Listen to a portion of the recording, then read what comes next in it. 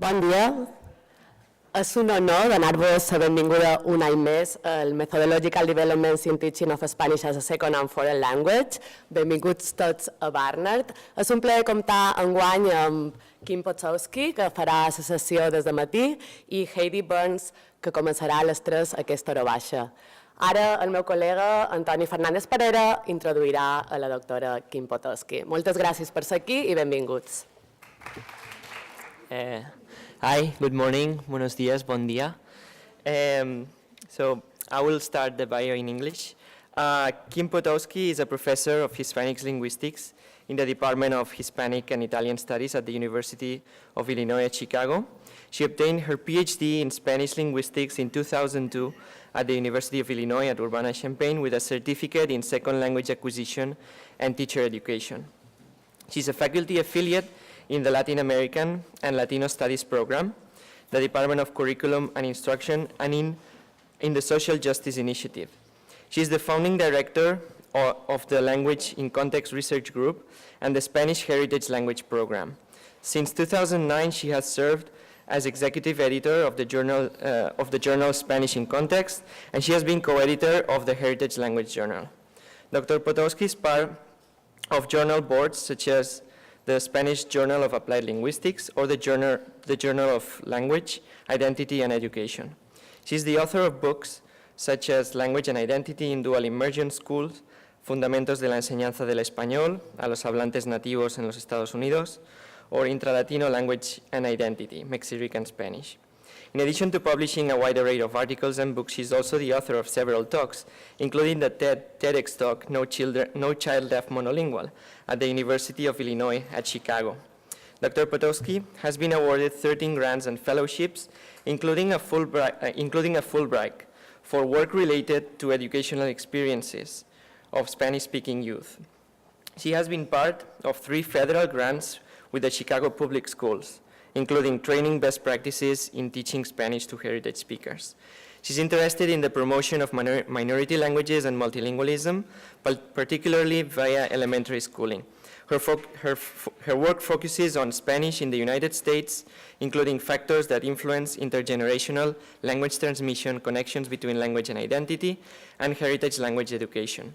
Some of her research topics include language development in dual immersion schools, Mexican and Puerto Rican Spanish in Chicago, and the language and identity of mixed Mexican individuals, teaching heritage languages, particularly Spanish in the US, Spanish use in Chicago, quinceañera celebrations, the use of Spanish in commercially published greeting cards, and today she will present about general principles in teaching heritage speakers, linguistic and curricular considerations. So, with no further ado, Dr. Kim Potowski. Great. Well, good morning, and thanks for coming out today. I would like to officially thank, hey, what happened here? That used to say Guadalupe on it. Sorry about that. But I wanted to thank you for having me out here and thank everybody for coming here today, especially because it's going to snow in Chicago tonight. Yes. Yes. It won't snow that much. That's my kid. I always tell him, we tell him that's why we had them, so that they could shovel the snow. And we also have really big temperature swings in Chicago. It could be like 0 in the morning and 60 in the afternoon. And you know what big temperature swings create? Potholes. So we have a pothole problem in Illinois. But you don't have that bad potholes here because I grew up very close. I grew up on Long Island, so very close by. And something I've never done is ride a bicycle in Manhattan. And I did that yesterday. This was probably ill-advised because if you think about it, I'm taking a selfie and then I'm going like this. So I'm riding with no hands in the rain. But here I am. I made it. I survived. And you don't have a lot of potholes here, so way to go, Manhattan. So I want you to quickly write down your answers to these questions. How many miles did you travel to be here? How long have you taught Spanish as a heritage language? And what is one concrete question you hope will get answered today? Real quick, 30 seconds. Write down your answer. Right now. Right this instant.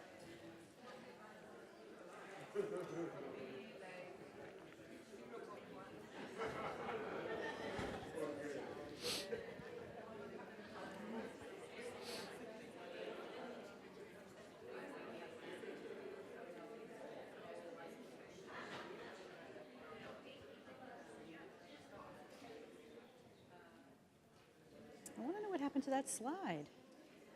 There it is, look. See, I told you you were there. That was just super weird. See, I was not going to take no for an answer. Okay, so who traveled less than a mile to be here? You. Less than a mile. Okay. Anybody traveled more than 10 miles? More than 10 miles. Keep your hands up if it's more than 20. Keep them up, keep them up. More than 30. More than 40 miles. 50 miles. 60? 60 miles. 70. 80. 90 miles to be here. 100. 110? 110 miles. 3 people, 4 people, 5, 6 people. Okay, 120. 130. 140? I feel like this is an auction. It is an auction, because you're going to win something. 150? 160. How far did you travel to be here? 185. 185 miles. Un aplauso para ellas. And you? What? From Utah. Holy cow. She wins. From where? Chicago. Okay. Where else? Wisconsin. Okay. Where else? The 2 ladies over here? You had your hands up. What? Providence, Rhode Island. Okay. So all of you people who traveled over 100 miles to be here today, I thought I'd give you a copy of this book. Woo! Heritage Language Teaching. Yeah. PDF. Is that okay? Yeah, all right, I'll send it to you in PDF. So come up to me afterwards, and you don't have to show me your travel receipts or anything like that. I will believe you, and I'll give you the copy of the book. Okay, so what we're going to talk about today, and do we have till 1 o'clock, Guada, is that right? Till 1, okay. And then do we have a break before Heidi's talk, or are you going to mush them right through? Okay.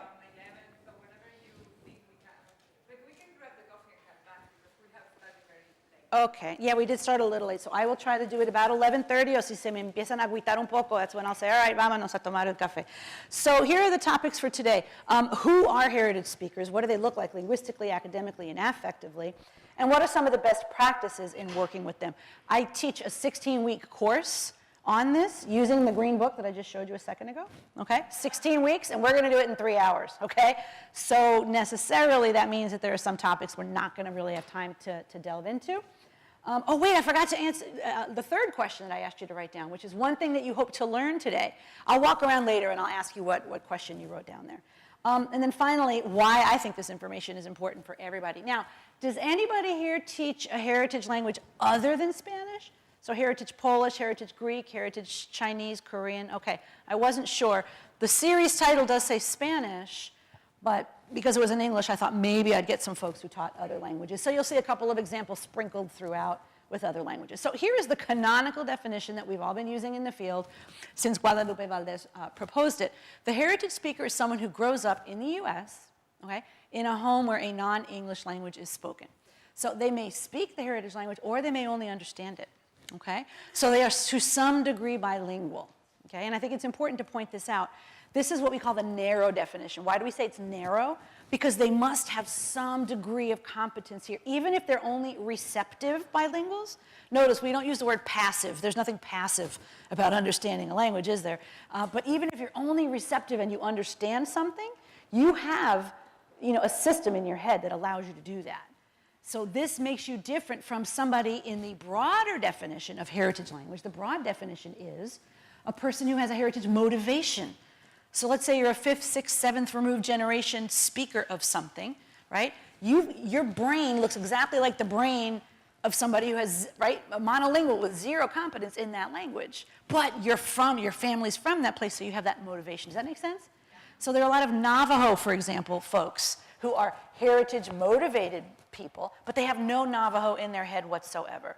And I want it to be clear that I'm going to be using this more strict definition, because I think it's important when we're talking about teaching in the classroom. And because I wasn't sure if there would be speakers of other languages, I thought I would bring in the other one. Spanish is the #1 non-English language in the US. Just for fun, do you know what the others are? What's after Spanish? Chinese, very good. What's after Chinese? Now, this is not New York, this is national. Actually, it's Tagalog. That's what they speak in the Philippines. Then comes Vietnamese. Any guesses what's next? I'll give you a hint. It started, we could call it a European language, I guess. French. I know. Where do we have a lot of French speakers? New York, yes. You have a lot of African Francophone folks. Louisiana. And up in the border with Quebec, we have quite a few. Okay, next is an Asian language. Korean, very good. Next is another European origin language. This is going to shock you. Nope. German. Yeah. Okay, next is Arabic. Then comes Russian. Then comes Portuguese. Okay? That's the last census. Probably. It always does, and then I'll have to redo the book. So all of the non-English languages are indicated here. The darker the color, the greater the proportion of speakers of non-English languages. And just for fun, I thought I'd show you some stuff from Brooklyn and Queens. Okay, we've got Spanish, we've also got Chinese, Russian, Creole, Yiddish, etc. And then over in Manhattan, you can see, I don't have to tell you that, you're a very linguistically diverse place. Now here we're focusing on Spanish, right? We know that Latinos currently form 18% of the US population. Some people are predicting it's going to be a quarter. So 1 out of 4 people in this country are going to be Latino by 2050, is the prediction. I think it's going to happen before 2050. I think it's going to be around 39 or 40. You heard it here first, okay? We should start a pool. We should make an online pool and see. I'm going to use the terms Latino and Hispanic interchangeably. I'm very aware of the political issues surrounding these two terms, and I hope you'll just sort of forgive me. We're already there. We're already at 1 out of 4 when it comes to our children. Okay, people under 18 in this country, 1 out of 4 are of Hispanic origin. And if you look at urban areas, there's tons of urban areas that have majority Latino schools. So 1/3 of schools where I live in Chicago are majority Latino. That means 50 to 100% of the kids are Latino. And that's the same here in New York City. We've got half of Miami schools, and Los Angeles, ni se diga. It's like Mexico over there. Now, this map I'm about to show you surprises absolutely no one, okay? When you ask even the person who pays no attention to anything about Spanish in the US, and you ask them, where is Spanish spoken in the US? What are they going to say? They're going to say the Southwest, right? They might say Florida, they might say New York, right? This map really doesn't surprise anybody, does it? Is anybody surprised by this? No. Okay. The next map might actually surprise you. The next map I'm going to show you, the darker the color is the greater the growth, okay, in the Latino population. This is 1990 to 2000, okay? So what we notice here is that in the areas that traditionally did not have large Latino populations, it just exploded. Like I read somewhere in North Carolina, it was like 436% growth. So you've got these kindergarten classrooms, 25 little Mexicanitos who don't know any English, and there's nobody in the school district that knows any Spanish. Les llegó de la noche a la mañana. Tengo entendido that this has a lot to do with the meatpacking industry, right? And a lot of agricultural work, okay? So this is 1990 to 2000. Now I'm going to show you 2000 to 2010. And again, what you see is that the growth is occurring in areas. Now, sure, if there were 4 Mexicanos en el pueblo in 2000, a 400% growth maybe doesn't mean all that much. But what I do mean to say is that antes, if you were a teacher, a Spanish teacher in some region of the country where you could just say, oh, I don't need to know about heritage speaker stuff. Eso a mí no me incumbe, no es un tema que a mí me afecte. It's probably the case, no matter where you are now, you can't hide.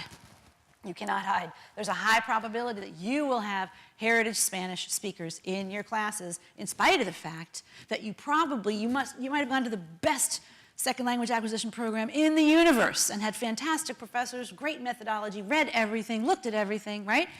Did you get anything about heritage speakers? Did you get any professional preparation about heritage speakers? Raise your hand if you did. Okay, son 3 manitas ahí, 4, 5. Bueno, okay, so I know you were with Andrew Lynch, so you know, it's slowly starting to happening, but if you notice, the majority, 92% of the people in this room received no professional preparation. And I hope to convince you today, if you're not already, that has to change, that they are extremely different things that we're working on. So let's talk about why it's so different. So I like to say that heritage speakers are like apples, and second language learners are like oranges, okay? All of our students are kind of fruity, right? But they're different, and they're different linguistically, affectively, and academically. Linguistically, how are they different? If you're familiar with the work of Silvina Montrul and other folks like her, the psycholinguists who examine what's going on in the brain, right, of these speakers. You can take, in fact, I've taught a 16-week course on heritage speaker Spanish grammar. And again, I'm going to do it in 2 slides, okay? So it's going to be really compact. But the idea is that the path, the way they get to their proficiency is totally different. So you can take a heritage speaker and a second language learner and give them some kind of proficiency test, right, like the DELE or something. And then you could say, okay, they are matched in proficiency. Are they really? Are they really matched? Because the way they got there is different, and that test only tests certain things. So let's take a look at some of the ways in which they are different. Which of the 2 groups, when they're learning Spanish, they almost always are going to be learning the terminology. When they learn a pretérito, they learn que se llama pretérito. When they learn the subjuntivo, aprenden que se llama subjuntivo, etc. Which group is that? That's the heritage. It's very rare for a heritage speaker. Perdón, it's the second language. It's rare for a heritage speaker to learn that stuff. Because where do you learn that? In school, right?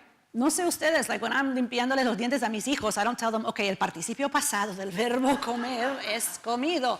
You just don't do that. Although I will say my younger son, for some reason, he got obsessed with adverbs.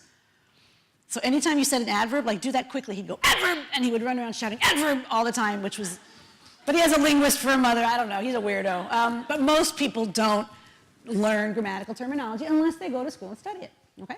Great, so which of the 2 groups, the variety of Spanish that they're gonna learn, almost always, is gonna be a prestigious variety, and it's gonna be a monolingual variety. And I'll come back to what I mean by that in just a moment, but which of the 2 groups do you think it is? It is the L2. This does not mean that heritage speakers never learn a prestigious monolingual variety. What it does mean is that heritage speakers frequently learn a stigmatized variety and or a bilingual variety, okay? Great.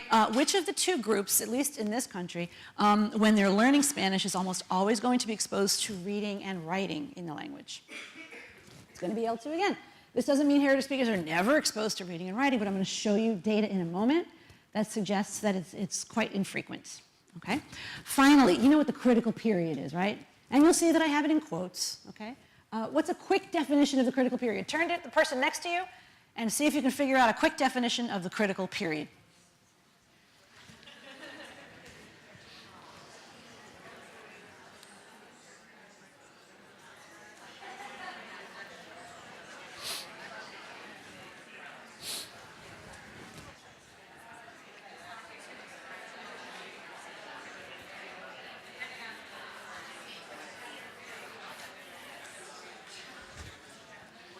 Okay, 5, 4, 3, 2, 1. Okay, yes, question.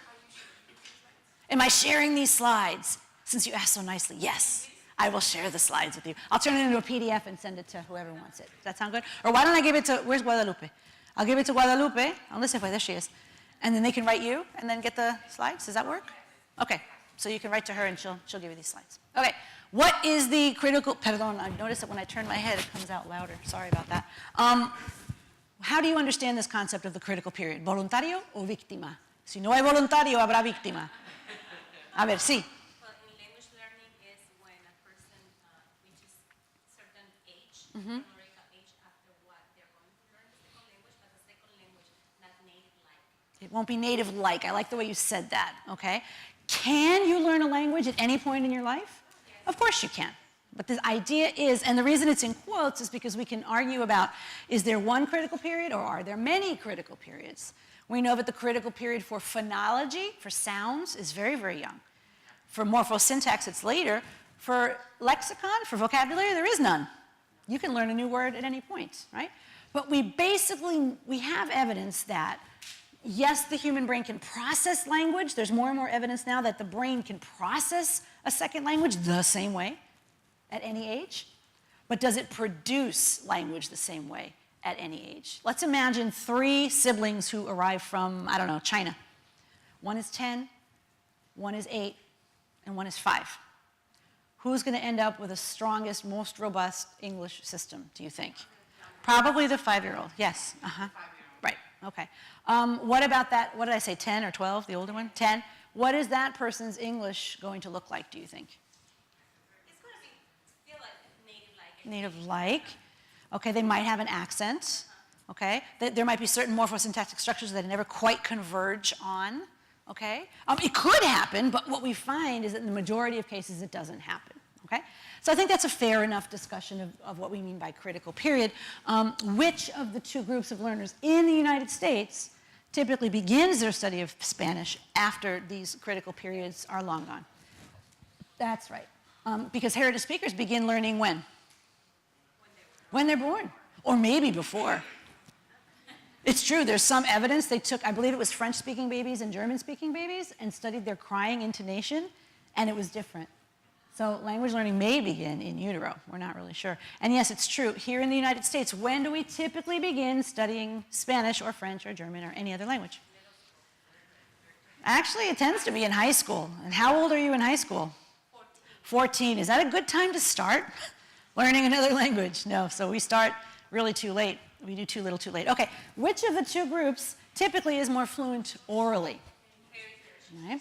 Which of the two tends to have a larger vocabulary? Right.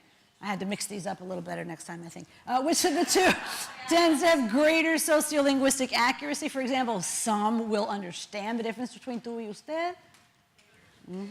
And which of the two tends to have a more native-like pronunciation? That would be the heritage. Now, I promised you I was going to come back to this topic right here. I said that L2 students learn a prestigious and a monolingual variety. Okay, we all know, I don't care how tiny the place is.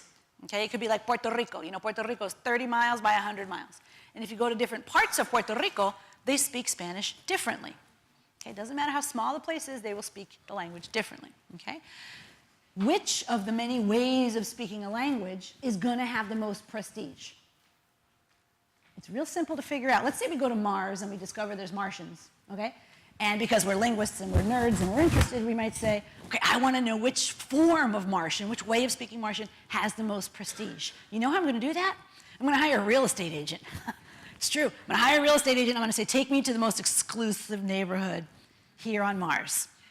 Then I'm going to go to that exclusive neighborhood on Mars, and I'm going to listen to people, and you better believe that the way they're speaking is what's going to be on the news, it's what's going to be in the textbooks, it's what's going to be considered correct Martian. And if you don't speak that way, you're going to be told, excuse me, that you speak incorrectly, right? That's how it works with languages all over the place. So, which is the prestigious variety? It's the variety spoken by the people with prestige, period. End of story. Super, super simple, okay? And who are the people with prestige? Well, they tend to be people from the upper class, people in urban areas, people with high levels of formal education, and guess what? These things tend to go hand in hand, don't they? Okay? Also, the prestigious variety is going to be that which does not show any sign of recent contact. And why do I say recent contact? Is there any language that's never been in contact ever with any other language? No, simply not the case. We do have some languages that have, right now, a long period of time in which they have not been in contact with another language. So German might be a good example, okay? If you've got a German variety that has not been in recent contact with another variety, and then you've got one that's been in contact with Turkish, for example, right? The monolingual one is going to have more prestige. Now, I think that's really interesting, because do you know what % of people on this planet are bilingual? Or multilingual? Take a wild guess. Yeah? 5%? No, much higher. It's not 85, it's not that high. What % of human beings, what is it? How many billions of people do we have? 7.7 billion people. How many of them are bilingual? Half? The answer is we don't know. Sorry, but Francois Grosjean, if you're familiar with his work, he works on bilingualism, he puts it between 50 to 65. Okay, so let's be conservative, let's say 60. 60% of human beings on this planet speak more than one language, okay? Most of them, if not all of them, are going to engage in practices that show language contact. So why do we privilege the monolingual varieties? Why do we think that speaking just one language in this sort of pure, which is a terrible word, it doesn't make sense, but people think that, okay? We think that that's better than a variety that shows signs of contact with another language. I think it dates back to when we started forming nation states, you know, like in the 1800s, right? We started making countries. This is a country now. And then we said, one nation, one language. It's this one nation, one language philosophy that we came up with I think it comes from there. Anyway, so what's the flip side of this coin? The flip side of this coin is a variety is going to be stigmatized if it's spoken by people who are stigmatized, period. End of story. If you're working class, if you come from a rural area, if you have lower levels of formal education, and there's one that I forgot to put on here. What about African American English? You can be very wealthy, very, very wealthy, be from an urban area and have 7 PhDs. But if you speak African American English, people are going to consider that stigmatized, okay? So what should I add to this box here? Ethno-racial category, right? Can absolutely be a reason why a variety of language is considered less important. So I brought a couple examples here. What we have in this column is a prestigious variant, so nadie traje así, vi, fuiste allá, etc. Raise your hand if you've heard or seen any of these here. Nadie truje así, na, vide. Which ones have you seen or heard from your students? Aiga, super, yeah? What else? Fuistes, comistes, bailastes? Now, I'm not talking about the vosotros here, I'm talking about the tú. What else? Aplicar para un trabajo. Have you ever heard felonía? Nadien. Truje is super old Spanish, right? You hear it a lot from Mexicanos, okay? And I just put a Russian example here because I didn't know how many people we would have from other languages. So these variants here, the stigmatized variants, the reason why they're stigmatized is for these reasons, okay? And then these examples here, like felonía, which I love, and aplicar, are stigmatized because they come from a contact variety. Does that make sense? So there's different reasons why language varieties can be stigmatized. There's a lot of different ways that language can vary. We're only going to be focusing on these today. And I'm going to come back to this a little later on, maybe after we've had coffee, and I'm going to give you some examples of U.S. Spanish. One of the hardest jobs for a Spanish teacher in the U.S. who teaches heritage speakers is which varieties to say, okay, that's U.S. Spanish, and which varieties you say, or variants, which variants you should say, you know what, instead of that, you should probably use this. Really, really tough, and there's no magic guidebook out there, unfortunately. Okay, so we've gone through some of the linguistic stuff. Let's move into the affective stuff. Heritage speakers are different from second language learners affectively, okay? They have this family connection to the language, right? So when you tell a second language learner, no se dice así, se dice asá, they go, okay, fine, whatever. They expect to be corrected, don't they, right? You tell a heritage speaker, no se dice truje, and they go, wait a minute. Mi mamá dice truje, mi papá dice truje, mis hermanos dicen truje, everybody says truje. You see how it's different? You're now so that kid's supposed to go home and tell his abuela que habla mal? This is something we really have to take into consideration. Unfortunately, many of these young people have been ridiculed for the way they speak Spanish, okay? And sometimes that comes from the subordinate status of the language. Have you ever been, now I know it was in New York City, okay, but it probably has happened here. I know it's happened to me in Chicago. You're in public, speaking a language other than English, in our case Spanish, and you get the stink eye from somebody? Raise your hand if that has happened to you, or somebody said something. Look around, see how many hands are up. Or somebody said something to you? Yeah? What did they say to you? Yeah? We don't speak Spanish here. We don't speak Spanish here. They're constructing a we. Okay. What else? What else do people say? Speak American. That's a great one. What else do people say? You're in America, speak English, that kind of stuff, right? What do you reply if it's PG-13? What do you reply to those people? What do you say? What do you say? Or do you just not say anything? You don't say anything? Why do you think they say that to you? Did you say they're assholes? I agree with you. Oh. Sorry, that's what I thought she said. What did you say? They're jealous. Yeah? Yes. They think you're talking about them. I've got nothing better to do than talk about you, really? Like, isn't that kind of a superiority complex they have? I don't know.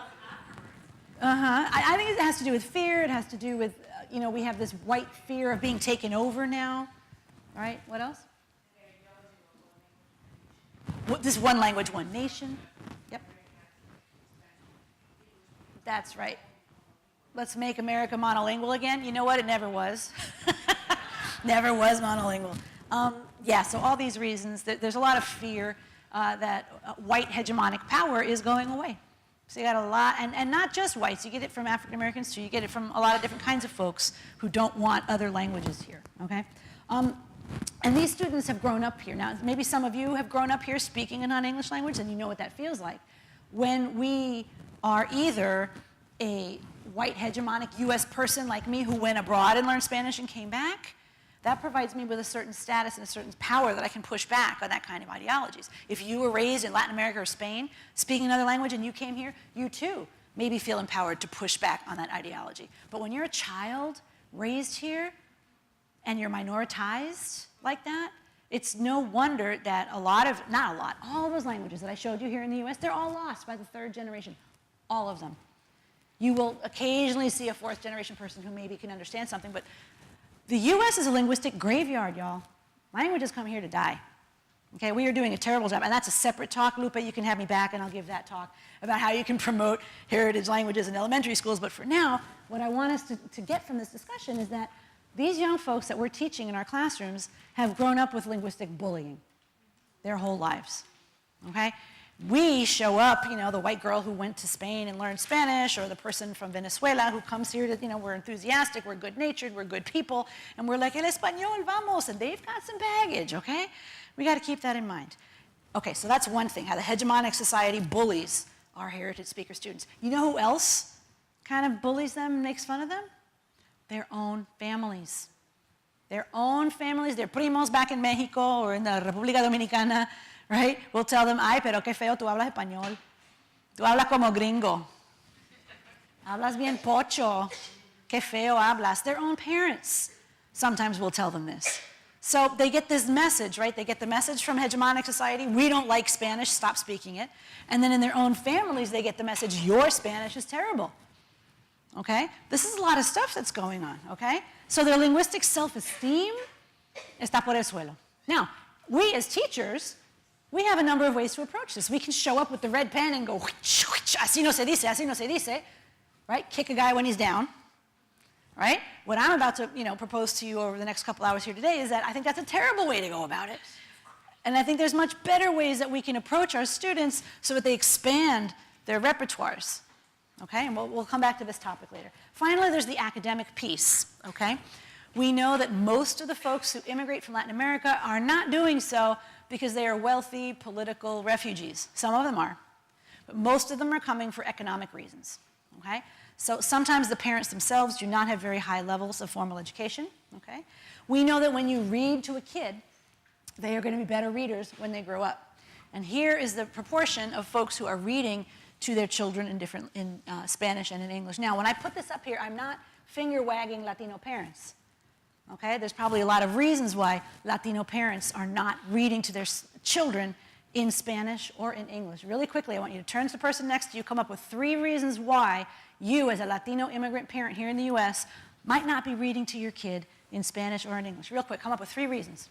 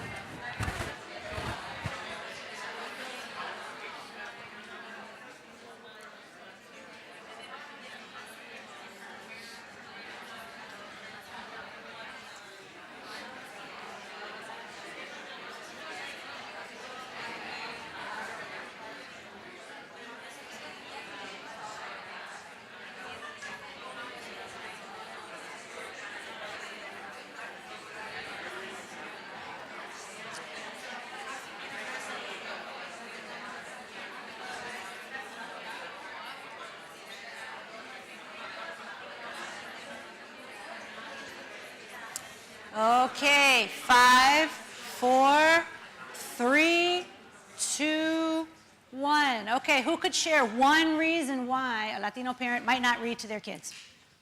Voluntario o víctima. Adelante.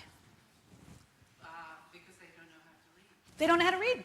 Number 1, right? If you don't have strong literacy skills, You're not going to be reading to your kid in any language. Very good. Okay, otra razón, yeah. They're very tired because they work how many hours a day?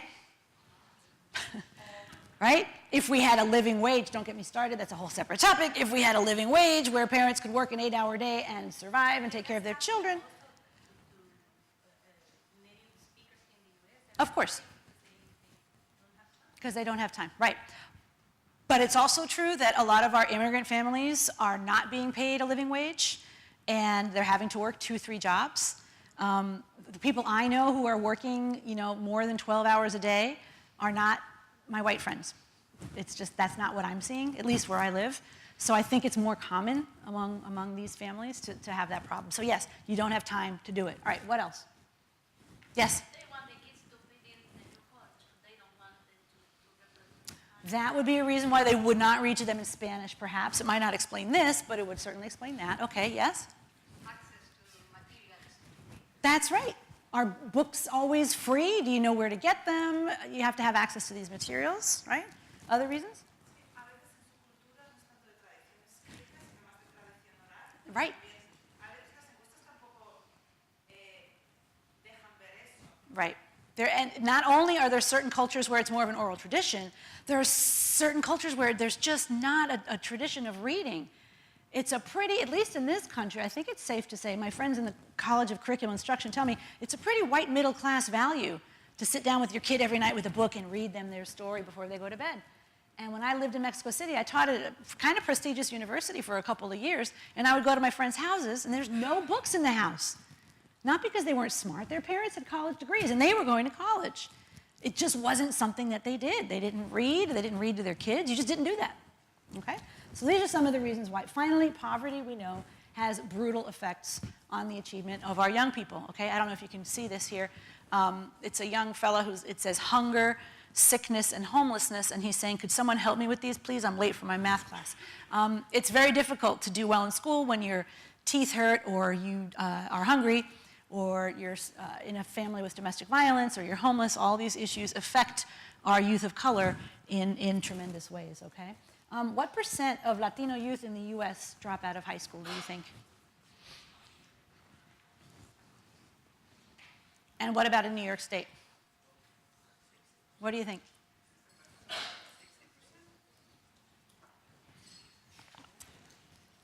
Okay, here is the data that I found. This is the dropout rate, okay? Y'all ain't doing so good here in New York, okay? You're doing even worse than we are in Illinois, okay? This is why some people do not use the term dropout rate. Do you know what some people use instead of dropout in colleges of education? They use the term pushout. Because dropout sort of suggests that it's this, oh, I just choose to drop out. When you have 1/3 of your youth of color leaving school, this is a systematic problem. And whenever I give this talk in another country, I am mortified. This is absolutely mortifying to me. We are failing our youth of color in this country, okay? Now that's super depressing. There is a little bit of un rayo de sol aquí. Some scholars do suggest that a high quality Spanish course, right, a heritage speaker course, can contribute to our Latino youth graduation rates, to their recruitment and retention in college, and eventually their college graduation. So how many people here are high school heritage Spanish teachers? Raise your hands, please, high school. And how many are university level? Okay, some of y'all didn't raise your hands. We got to do that again. How many are teaching in high schools? High schools? University level. Is anybody K through 8? Is that who I'm missing? K through 8, okay. Lower, actually. Lower than K? Yeah. Preschool? Okay, great. Pre-K through 16, we need to have a pipeline where we're working with our heritage speakers on getting them through the educational system. So, not only are heritage speakers really different from second language learners, I hope you're convinced, right? The apples and the oranges have very, very different skills, okay? But guess what? Heritage speakers can be very different from each other. On the count of 3, I want you to shout out a kind of apple that you are familiar with. Ready? 1, 2, 3. Wow, that was a lot of different kinds of apples, okay? Now, what makes our students different? You can be born in the US or you can be born abroad. There's a lot of different, you can arrive at a different age, you can have different schooling experiences. So I'm going to show you 5 examples right now. This is Marta, okay? Marta nace en México, llega a los 7 años, Her family comes from un ranchito rural in Michoacán. She does have some non-prestige features in her Spanish, the aiga and the fuistes and stuff like that, and puédanos instead of podamos, right? She did spend 3 years in a, quote, bilingual education program. Why do I say, quote, bilingual? Porque de bilingüe no tiene nada, la educación bilingüe en este país. Transitional bilingual education. The name says it all, transitional. The goal of TBE, of bilingual education in this country is what? English. Sacar al niño del programa and put him in all English as soon as possible. What happens to his Spanish afterwards? Nobody cares. Nobody cares, right? His Spanish is seen as una barrera. Ay, Juanito, si no hablaras español, you could be normal, like all the other kids, and advancing in your coursework. But you're in this remedial bilingual thing. Hopefully we can get you out real soon. That's the, right? It's like una plantita que si la dejas de regar, boom, se muere. Okay? Now, there are some programs that are truly bilingual, que se ameriten el nombre bilingual. ¿Mande? Dual immersion programs teach la mitad o más del día en español throughout all of the grades, even after the kid has learned English. They are truly bilingual, okay? Pero esta niña no, she was in one of these transitional bilingüe que no es bilingüe, okay? She speaks 100% Spanish at home with her parents, and she mixes languages with her siblings. Do you have any students like this? You do? Yeah? Okay.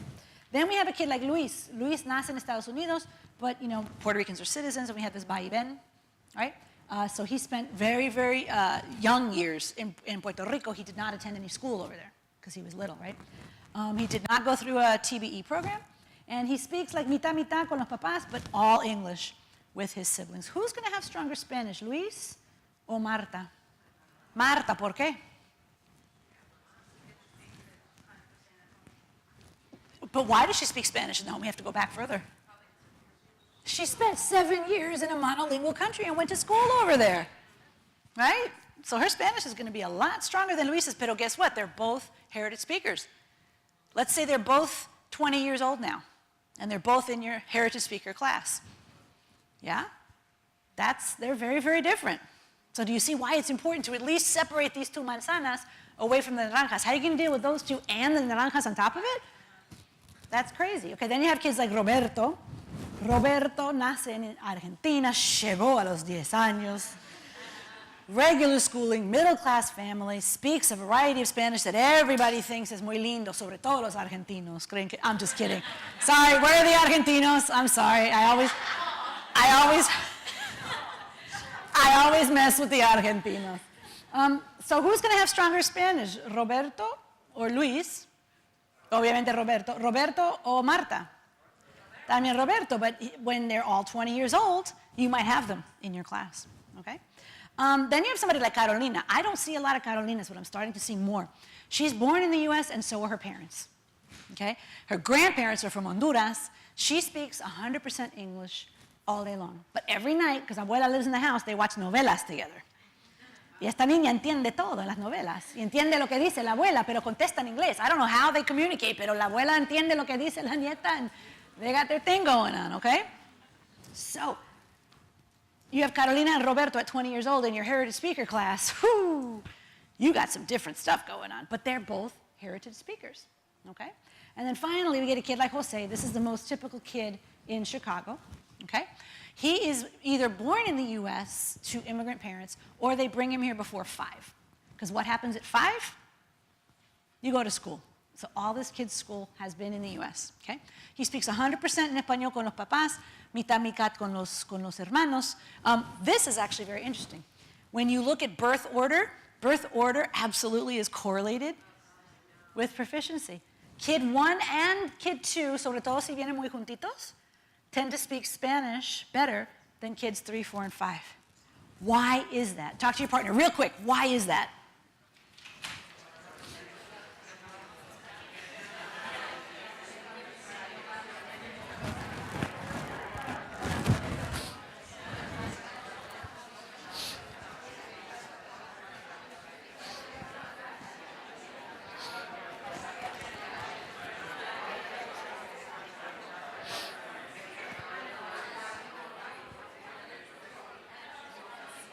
Okay, 5, 4, 3, 2, 1.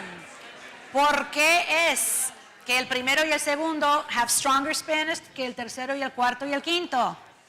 Why is it? Ideas. Adelante.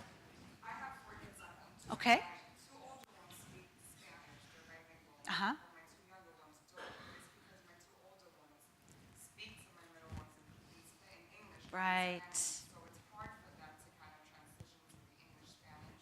Yep.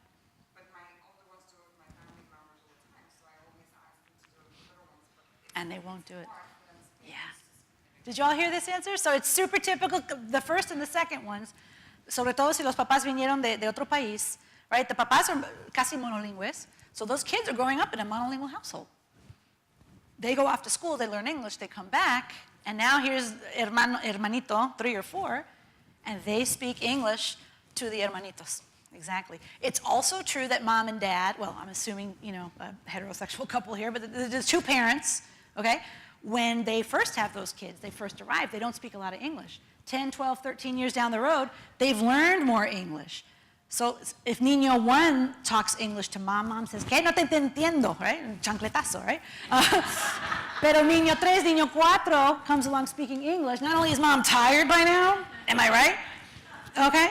But she also understands more English, so she's more likely to accept that English, okay? Also, I have a grad student who did a study on this. We had seen this pattern in other parts of the country, but she just wanted to see, is it also true in Chicago? Let me do a study. So she did, found the same thing, but she also found that kids 1 and 2 tend to have very ethnically marked names. So they're called Guadalupe and Rosario and Jesus. Kids 3, 4, and 5 are, Brittany, Brian, Jonathan, right? Is this acculturation that's happening? And it's super common. Yes? The older siblings usually bring their friends from school. Like, Yes, they bring their friends too. Yep, that's a good point. The other thing is that the Spanish is a home, the context is the home. And they go to school, they learn the academic vocabulary in English. So when they're Yes. siblings, they already have more vocabulary in English. Right. Like my kids, for example, they are bilingual, but they don't talk to me about chemistry. Sure. Right. Even if I try to. Right. That's not what I talk to them. That's not what we consider. I don't talk about chemistry to my kids either, to be honest. Other things that will affect how strong their Spanish will be is, did they go to a dual language school? Did their parents take them to Mexico every summer? Yeah, if you went to Mexico every summer till you were 7 years old, your Spanish will be stronger. Does your abuela live in the house? Abuela factor, it's very important, the abuela factor, okay?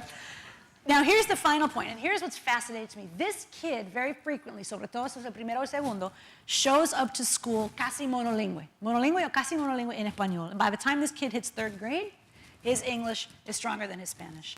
Now this to me is super, super important. It's important to me as a person who's looking to preserve languages because it just talks about how quickly these kids are losing their Spanish. And it's also a political, all language issues are political, okay? And we have a lot of politicians running around saying, oh, immigrants need to learn English. Where are they looking?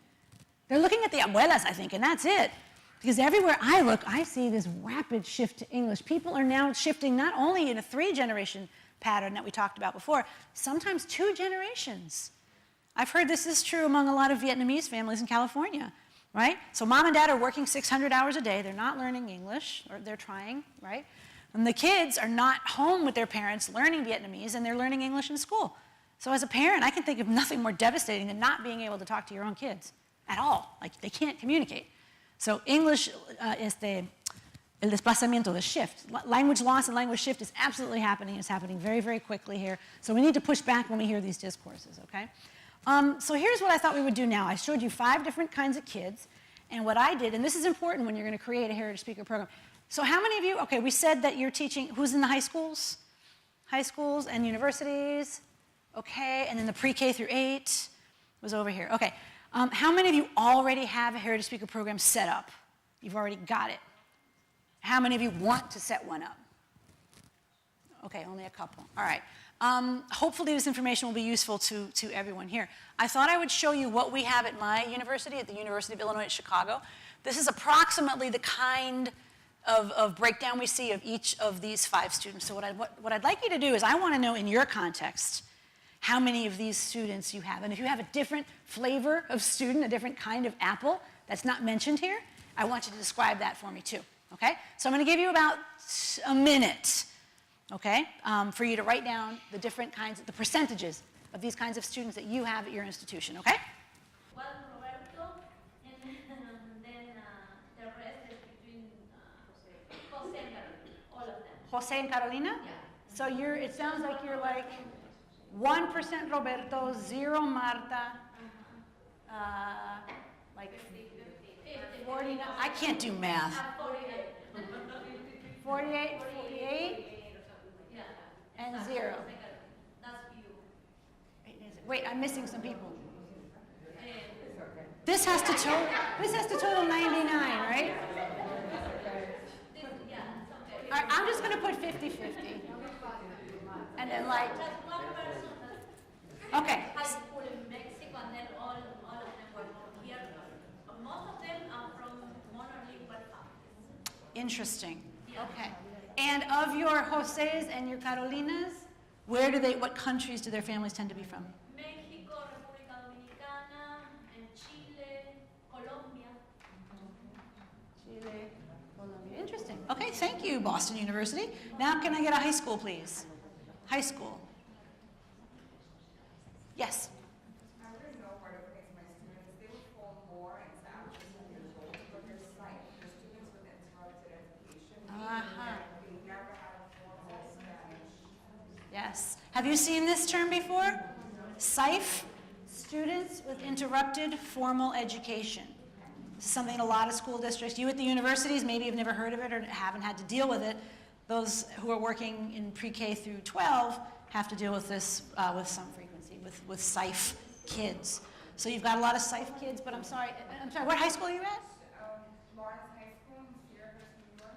In where? Cedarhurst, Cedarhurst, where's that? that's the White House community in November. Oh, that's where I'm from. Is it Nassau? It is. Oh, okay, I'm from Suffolk. That's why.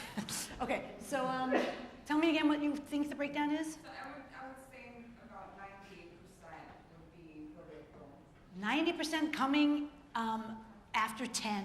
Right. Holy They're cow. about age 13, 14 coming into the high school. From where? From Salvador, Guatemala, Costa Rica, few Costa Rica, we're not like- El Salvador and Guatemala. And so the other 10% you think might be what? From the other 10%, I would say they're not born in the U.S., so arriving after age 6, but that's, yeah. Oh yeah, no, he's the only one who, really? So none of your kids are born here in the U.S.? Wow, so we got a new kind of kid then. Yeah. But they're coming before 10, you're saying? No, after. No, but that was that group. We already talked about that group. Well, yeah, before 10, I would say maybe about 3 or 4 kids. Actually, this kid is born in the U.S. or arrives before age 6, so maybe they fall in here. How old are they when they're coming? About 7, 8, 9. All right, we'll say that they're between a Jose and a Roberto, kind of. Okay, so you've got nobody here. You've got 10, sort of like a mix of that, and 0. Do you see how different these contexts are? Okay? This is why when people write me emails and say, hey, Kim, I know you have a Heritage Speaker program. Can you send me your syllabus? I go, sure. I'll send you my syllabus, my textbook, my placebook exam. I'll give you everything. But I'll tell you what, if you don't have this, exactly what I have, is my syllabus going to make any sense for you? Is my placement test going to make any sense for you? Is anything I'm doing going to make any sense for you? The contexts are super different. Yeah. In my experience, it changes year to year. Yeah, exactly. Absolutely. I have a curriculum that I did last year, and this year I had to change everything. Well, that's why they pay us so much. That's why they pay us so much. Yes, and I bet your classrooms are reflecting political realities in Latin America, right? Yeah. Even in children that are born here, obviously I have 3-year-olds, 4-year-olds, 5-year-olds, and whatever else. In the beginning, 10 years ago, my first class was 50-50. 50 native speakers would send it to my school to continue education. But now it's 20% Latinos and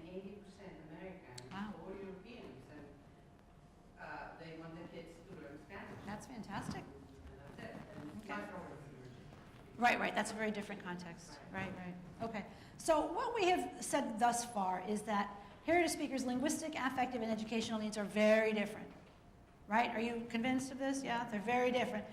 However, they can be a very heterogeneous group in and of themselves. So that can be a lot of work that we have to work out. Now, here's the thing. When you go to college and you say, let's say a young woman shows up to college and says, I want to be an English teacher. I figured out my life's purpose. I want to be an English teacher. Okay? The college says, great, fantastic. You want to be an English teacher. Do you want to be an ESL teacher? Or do you want to be a native English language arts teacher? Because those are two different things. Two different certifications. The program is in two different colleges, right? And when you get to high school, your principal can't say, oh, you're an ESL teacher? Cool, come with me, I need you to teach this native English language arts class. It's illegal, you can't do it. You don't have the license to teach it, you're not allowed. But in Spanish, what we're doing every single year, all around this country, is we're taking people who are trained to teach SSL, Spanish as a second language. I don't care how good you are at it. You are not trained to teach Spanish as a heritage language, which I'm about to argue should look more like native language arts than it should like an L2 class. So what we're doing in the state of Illinois, there are 33 institutions of higher learning in the state of Illinois that license teachers, 33.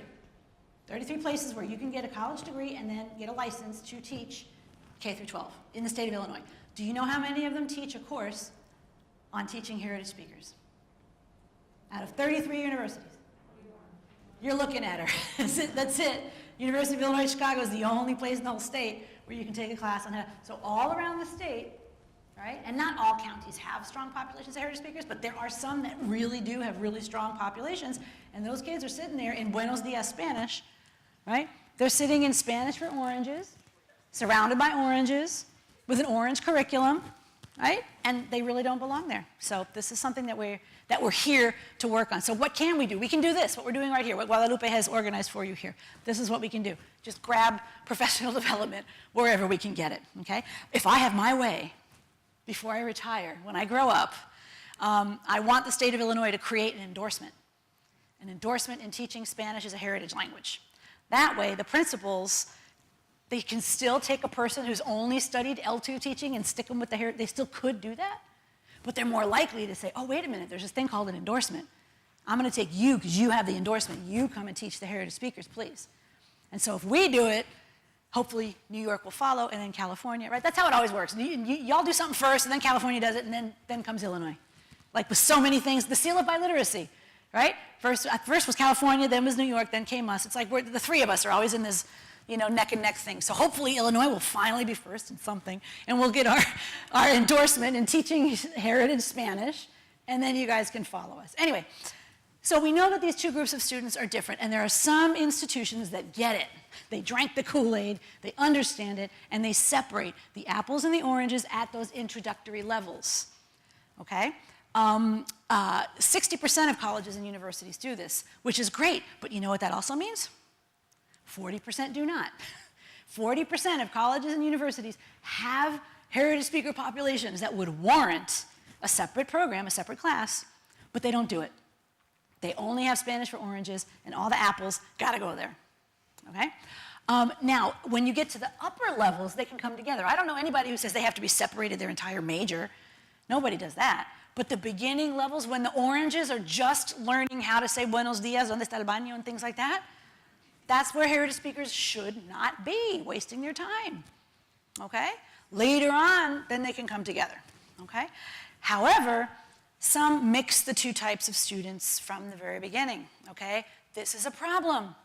The mixed classroom is a problem for all of the reasons we talked about earlier. How many of you have taught heritage speakers in L2 class, a mixed class? Oh my God, look around, look at all those hands. That's the saddest thing I've seen all day. And you're all here to survive. I have some Kleenex over here. We can have a group cry later on, because that's really rough. That is super, super rough. I'm just going to say this. If you do have a separate course, your dean or your department said, okay, I get it, you're going to have a separate course. Let me just emphasize, heritage speakers should not go into the L2 class. I don't care if they want to. I don't care if they're scared. I mean, I do care, but, I'm all about student agency. Students need to be able, especially at the college level, make decisions about what they want to study, okay? But nobody questions the algebra test when you take the algebra test and it tells you you should go to geometry. Nobody questions that. You took a placement test and it told you where to go, period. You took my Spanish placement test, it told you you're a heritage speaker, you go to the heritage program, period. Right? I'm sorry, I'm the one with the PhD in language stuff. Like, I kind of know what I'm talking about, and that's where you go. I have a lot of institutional problems. I have like the principal that doesn't want to spend the money, and then I have my colleague that doesn't understand the difference. She's a native Spanish, but she thinks that because they don't pass the test that she designed to place them, because they didn't know the preterite or the imperfect, they can't use it. Are you hearing this? Their heritage speakers are taking a placement test, and since they don't know the difference between the preterite and the imperfect, they don't pass this placement test. And then Place them in Spanish 2 or Spanish 1. and they end up in Spanish for oranges. Yep. Where is she? Why isn't she here? I'm just saying, she's the one who needs to be here. Yeah.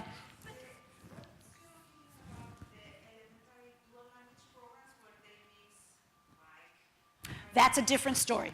That's a completely different story. You can mix children together who are acquiring each other's languages if you know what you're doing. And if you're doing a well-executed dual language program, that's the only time when you can mix those two groups of students together. Because they're younger, because they're acquiring very sort of basic content. But fíjate en esto, you don't let somebody into a dual language program who's monolingual in English after second grade. It's not allowed. And that's the reason why. It shouldn't be. I'm going to call Carranza and have a chat with him. No, I'm just kidding, just kidding. I wish I could call Carranza, yeah. I have a question about what exactly you mean by this statement. When you say heritage speakers should not take classes of language with students, are you referring to the entire range of heritage speakers, even to the ones that actually only have, you know, only understand the telenovela or their abuela and don't actually speak it at all? No, that's a very good question. I hope I'm getting to that in just a minute. It's not because the apellido es Jimenez or your mamá is from no sé dónde. It's not. It's what I had said was if you, but I should unpack it more. If you took the placement exam and it said you belong there, then you go there. This is not racial or ethnic profiling. It's linguistic profiling. I got no problem saying it. It is linguistic profiling. But when they give you a math placement test, they're math profiling you. Do you have a heritage speaker placement? I do. I'm going to come back to that later. Yeah, absolutely. Placement's a big issue. So do you see the point I'm getting at here? If your department drank the Kool-Aid, got the money, separated a course, made a heritage speaker class, then people who should go there gotta go there, period. Now, I've heard of some campuses where they say we're not allowed to force them out. It was a battle, but I got the right to drop them. I can drop them. Because they took the placement test, it said they had to go there, and my dean was convinced that the placement test is not ethnic profiling. It's linguistic profiling, and then he gave me the green light. So I can, if somebody gets a placement score and says, no, I don't want to do that, and they go to the basic program, you know, we will sit down with them and talk to them and see. You know what it is? They're scared. And I get it. Because remember all that stuff we talked about, how their whole lives they've been told that their Spanish sucks, is bad, right? So I get it. They think you have to write like Octavio Paz to be in that class, right? Yo no voy a ir allá, right? And then I tell them, no, that's all kids like you, born and raised in Chicago. Here, take the book, go check it out tomorrow, tell me what you think. And then they do, and they go, oh, sí, usted tenía razón. It's cool, I like it, right? Now, you can get somebody who's a little on the fence. They place, and I'm going to show you my program a little bit later. Somebody placed into Heritage 1, but they're on the really, really weak side. If they come to me, like with tears in their eyes and go, ugh, I will then send them to the basic program. I'm not trying to torture the students. Okay, yeah, question? I think you just mentioned that you're going to get to this. So you would recommend that there be a heritage track right from the beginning? Yep, Okay. absolutely. Well, because Talk more about that? I am. Because you have a foreign language requirement, right? Yeah, and which is exactly what we're talking about. We have a heritage class at the 300 level. Right, but what about the folks who, they need to be, we'll come back to that. Now, I think this is super important for the same reason that a native English speaker is not permitted to fulfill their English requirement in an ESL course. What do I mean by this? Who went to college here in the US? Okay, when you got to college, you had to take you had a freshman English requirement, right? Some kind of something, they call it RET, they call it, whatever they want to call it, right? A lot of college campuses today have a section of that which is for folks who have English as a second language, okay? So they don't take, even if you were raised in the US, maybe you spoke a different language at home, your English isn't quite where it needs to be to take the freshman English yada yada class. So they've created a separate section. Does your college have this? Okay, because mine does. At my university, you take 160, English 160. All the freshmen take English 160. Unless they have some ESL issues, then they take 161, okay? Now, what would happen if I showed up, I'm raised in Long Island, I show up, I go, I want to take the 161. I want to take the ESL support version, yeah? What would my college advisor say to me? No. Of course not. You can't take that. Why can't I take that? Because you're linguistic. Because it's not made for me. What if I said, but I want to? Sorry, yeah. You're discriminating against me. What if I said that? Because these are the arguments that our heritage speakers say. You're discriminating against me. You're forcing me to go into this class. You know what? The other one fits my schedule better. You should let me take what I want. I'm the consumer here. I'm just throwing this all out because you might hear this at some point, okay? And my response is always, I think somebody over here said it, tough luck, too bad. You took the placement test, you placed here, it's where you go. Nobody fights with the algebra, the math department or the chemistry department. Don't fight with me. This is where you belong. Yeah. Uh-huh.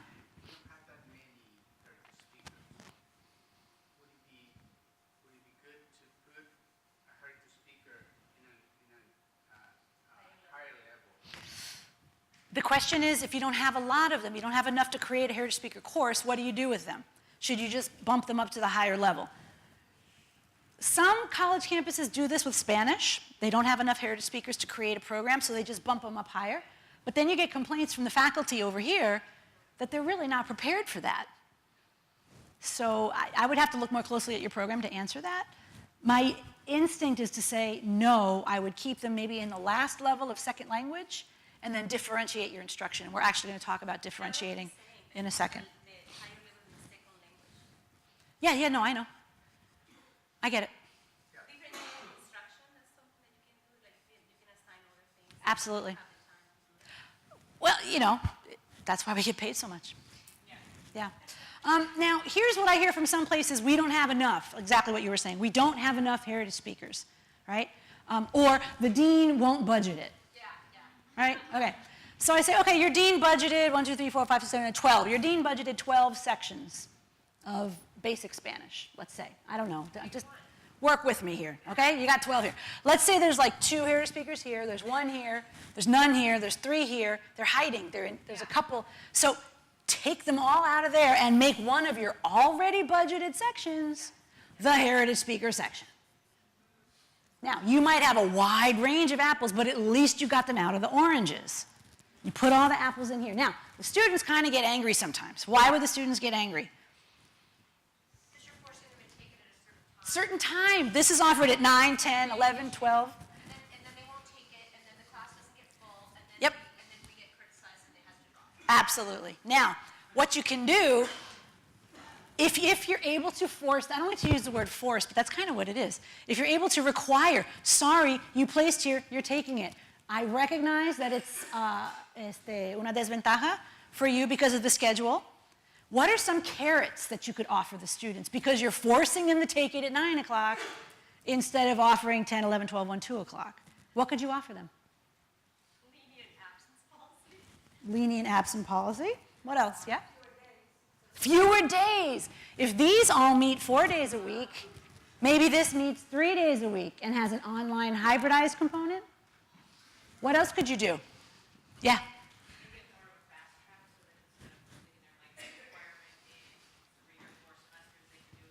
That's right. Fast track to completing the language requirement. There's an even juicier one. You know what you can give them? If they get a B or higher in this, they get 3 or 4 retroactive credits. Look into it. Your campus probably offers it. They get retroactive credits if they get a B or higher. So that's money. It's a lot of money. And if you're at the high school level, you can put honors on it. Put honors on it, and that gives them an additional incentive. Yeah? I'm not familiar with retroactive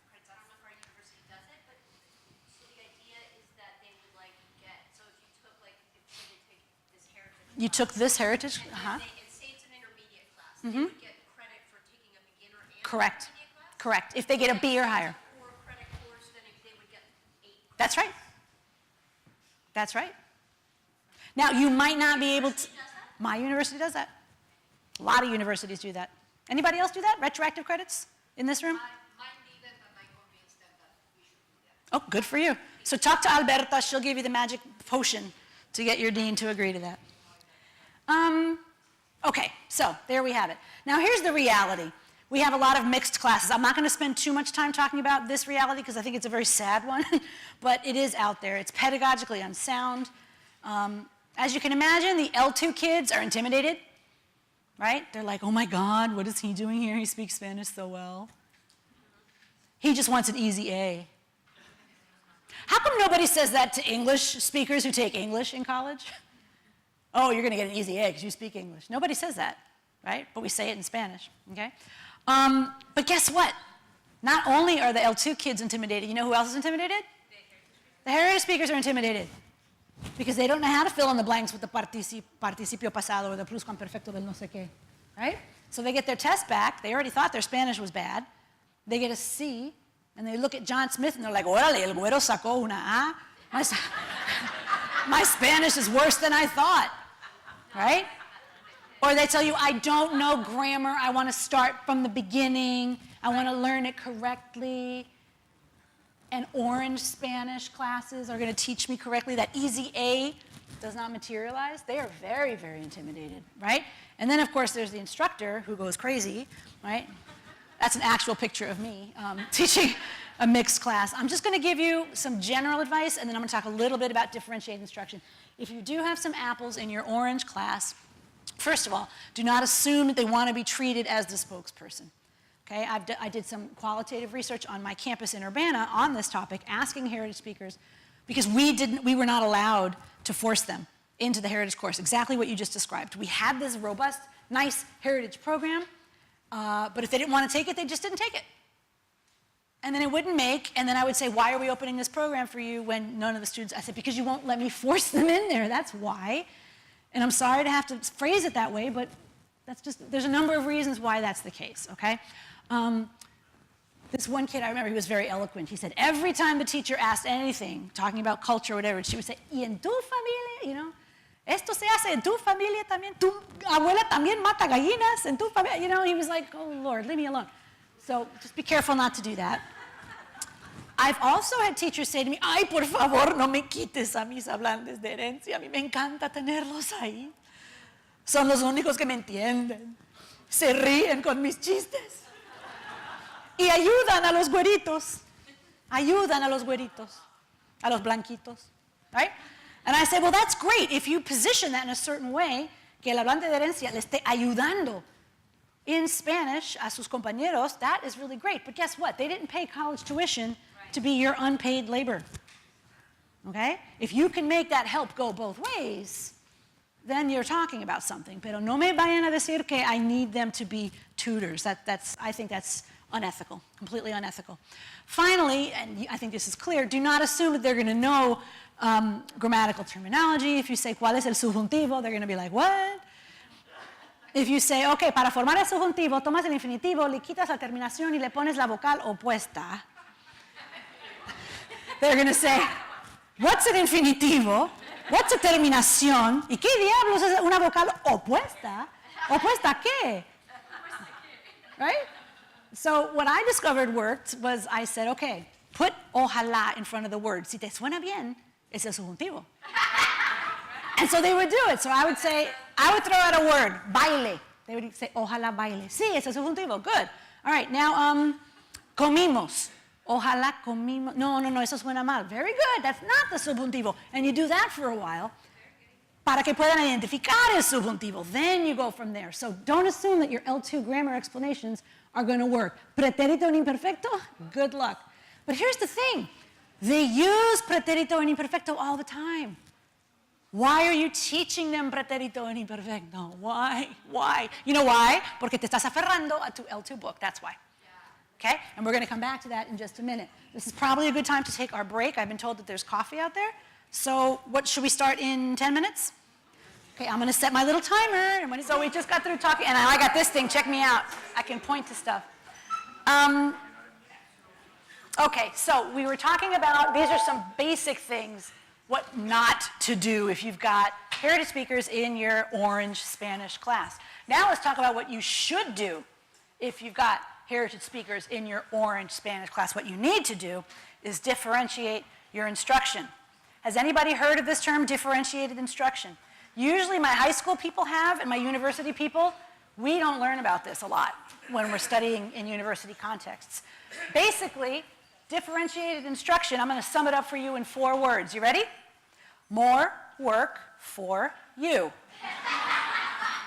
It's absolutely what it is. It's a lot more work for you. Okay. Oh, you're going to take a picture?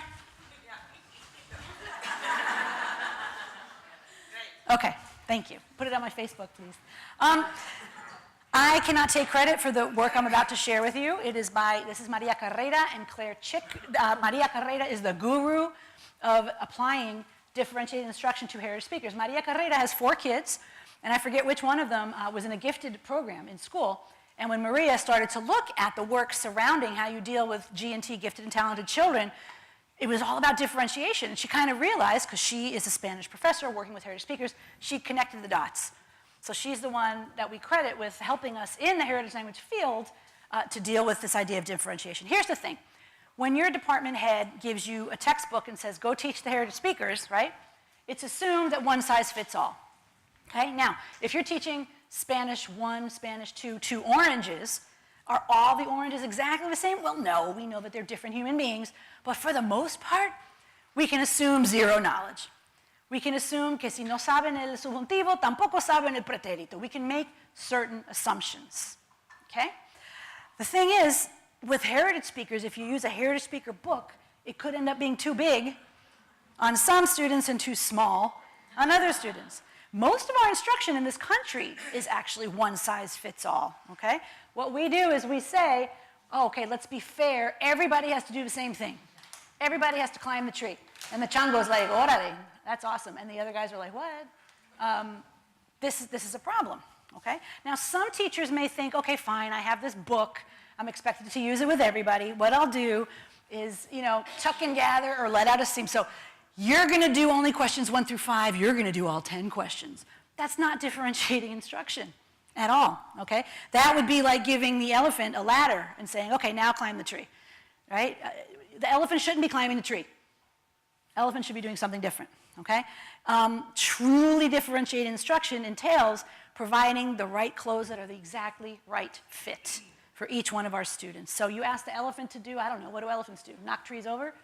I don't know. You ask the shepherding dog to shepherd. You ask this guy to fit. You see what I mean? You ask of each student what they're capable of doing. So instead of show how you climb a tree, show growth in what you are able to do. So if the heritage speaker is good at one thing and then you want to grow, then you can make that skill be grown. Now, I'm not going to spend a lot of time on this because it's really, really complicated. The book that I put up here is a really excellent book, Differentiated Instruction. Also, I have an article co-written by these 2 authors about how you differentiate different ways to differentiate instruction with heritage speakers. I'd be happy to send that to anybody who asks for it, okay? Most of what I'm going to talk about here today is kind of a summary of that article, which they published in 2018. So there's a number of ways you can differentiate instruction. You can differentiate the content, you can differentiate the product, you can differentiate the process, and you can differentiate the pacing. And again, we won't have time to go into all of this. I'm just going to talk about content really quickly just to give you a taste of what this work is like. This is the hardest thing to differentiate, okay? Because it involves adjusting topics that are in the course. And if you mess it up, when the students go to the next level, they might not be ready because you adjusted the content, okay? So this is really pretty tricky. It's kind of an art and a science, okay? A couple of ideas that they propose is when you've got 2 or 3 apples in your orange Spanish class, you meet with them separately one day and you say, okay, we're going to come up with a contract. You and me, you're going to have this learning contract and we're going to list all the stuff that you're going to work on. Okay? Maybe that means they don't attend class 1 day a week, and instead they're expected to carry out these activities, because let's face it, for them to sit in a room practicing definite articles, el libro, los libros, waste of time. okay? So if they can be off doing something else that you and they have sat down and worked out, I think that's a much better use of their time, okay? So in this contract, the teacher lists a bunch of activities and they select from those activities what are the skills they're going to acquire, what are the conditions they must adhere to, what are the outcomes, and what are the consequences if they don't do it. And this is especially useful if you've got a newly arrived student, right, in your Spanish 1 class, newly arrived to the country. They often lack the age-appropriate content there, okay? I guess I'm also going to talk about the product just a little bit. What are they going to produce that shows that they learned something, okay? If you just presented something and you have your other students take a test, maybe your heritage speakers can write an essay instead. More work for you to grade an essay than it is to grade a multiple choice test. But this is what we're looking down the barrel of. If you really want to meet the heritage speaker's needs, it's going to be more work for you, okay? They could put together a portfolio. They could write a letter to the author. We do this a lot on my campus. They write letters like to the mayor. Now, he doesn't speak Spanish, so we're not really sending them to him. But the point is that everything we write should have an audience. So frequently when kids write stuff in class, who are they writing it for? Just for us. And for what purpose? To get a grade. So instead of that, and I'm going to show you more about our program later, we have a specific purpose in mind and a specific audience in mind. Convince the mayor that Wi-Fi needs to be free in the city of Chicago. Because Latinos and African Americans, we have a gap, right? We call this the digital divide, right? And we study, we read about it, blah, blah, blah, and then they have to write an essay a letter to the mayor. Now, I don't send them to the mayor, okay? Actually, they had to write a letter to the Secretary of, ¿cómo se llama? About the minimum wage. Who does that? Secretary of Labor. Arguing either for or against raising the minimum wage. Now, the Secretary of Labor at that time was Spanish speaking, so we did mail these letters to Washington. Nobody read them, I'm sure. But that's kind of exciting, right, that they're using their Spanish for an authentic purpose, okay? I'd like to bring up one of my favorite authors, is Rosa Montero. So if we had more time, I would have given you the text that you could look at that the students were going to read, and then I was going to ask you to come up with different things that they could do, right? Your stronger students could do X, your weaker students could do Y, with the same text. So here you're not differentiating the content, but you are differentiating the product. Okay, yes? Another thing that's really cool is having them update Wikipedia. Yes. That is amazing. That feels very, very real. I tried to update Wikipedia the other day, and they rejected it. They rejected it. Well, because the link, so here's what happened. You might know, you know that we don't have a national language in the United States, right? We don't have it. Every single year, somebody in Congress tries to propose it, and it always gets knocked down, okay? But the states, of our 50 fine states, do you know how many have an official English law? Who said 31? That's right. How did you know that? You just Googled it just now? No. En nuestra clase de intermedio hablamos de English only. Oh, okay, that's why you know. That's impressive. 31 states have an official English law, and Illinois is one of them, okay? And when I tell groups of people, hey, did you know Illinois has one since 1969, they go, no. Nobody knows because it doesn't really affect anybody in Illinois. Other states, this English-only law has really important effects, but in Illinois it doesn't. So what we did before Mayor Daley left office, we decided we don't like this symbolism of the official English state. We're going to fight symbolism with symbolism, and we drafted a resolution that says Chicago is an official multilingual city, and he signed it. So Chicago is an official multilingual city, right? And I don't know why I was poking around Wikipedia and looking at languages, and it said Illinois has this English-only law. And I said, I'm going to go on there and say, but Chicago is officially a multilingual city, and multilingualchicago.org is down, so I couldn't link to that. So I linked to their Facebook page, and you're not allowed to link to a Facebook page on Wikipedia. That's why they rejected me. No, what I have to do is get multilingualchicago.org back up. I have to talk to the webmaster. He's my husband, so I have to figure out a way. Maybe. I'll make you a sandwich if you fix this thing. Anyway, yes. So we want to engage our students in real-life activities, okay? We can differentiate processes, how they make sense of information. You can have flexible grouping. Now, this might seem obvious to you. Separate the second language learners from separate the apples and the oranges in your class and have them work on different activities. Again, they have very, very, very different backgrounds, okay? You can have a learning agenda, a to-do list of exercises that are not teacher-led.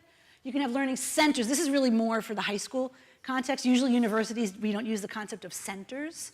But maybe they can have their own virtual center, virtual space where the heritage speakers are working on things. The idea is to support what their needs and interests are. What I'm about to show you, most of my pre-K through 12 people studied in their colleges of ed before they became teachers. And most of us in post-secondary never saw this before in our lives.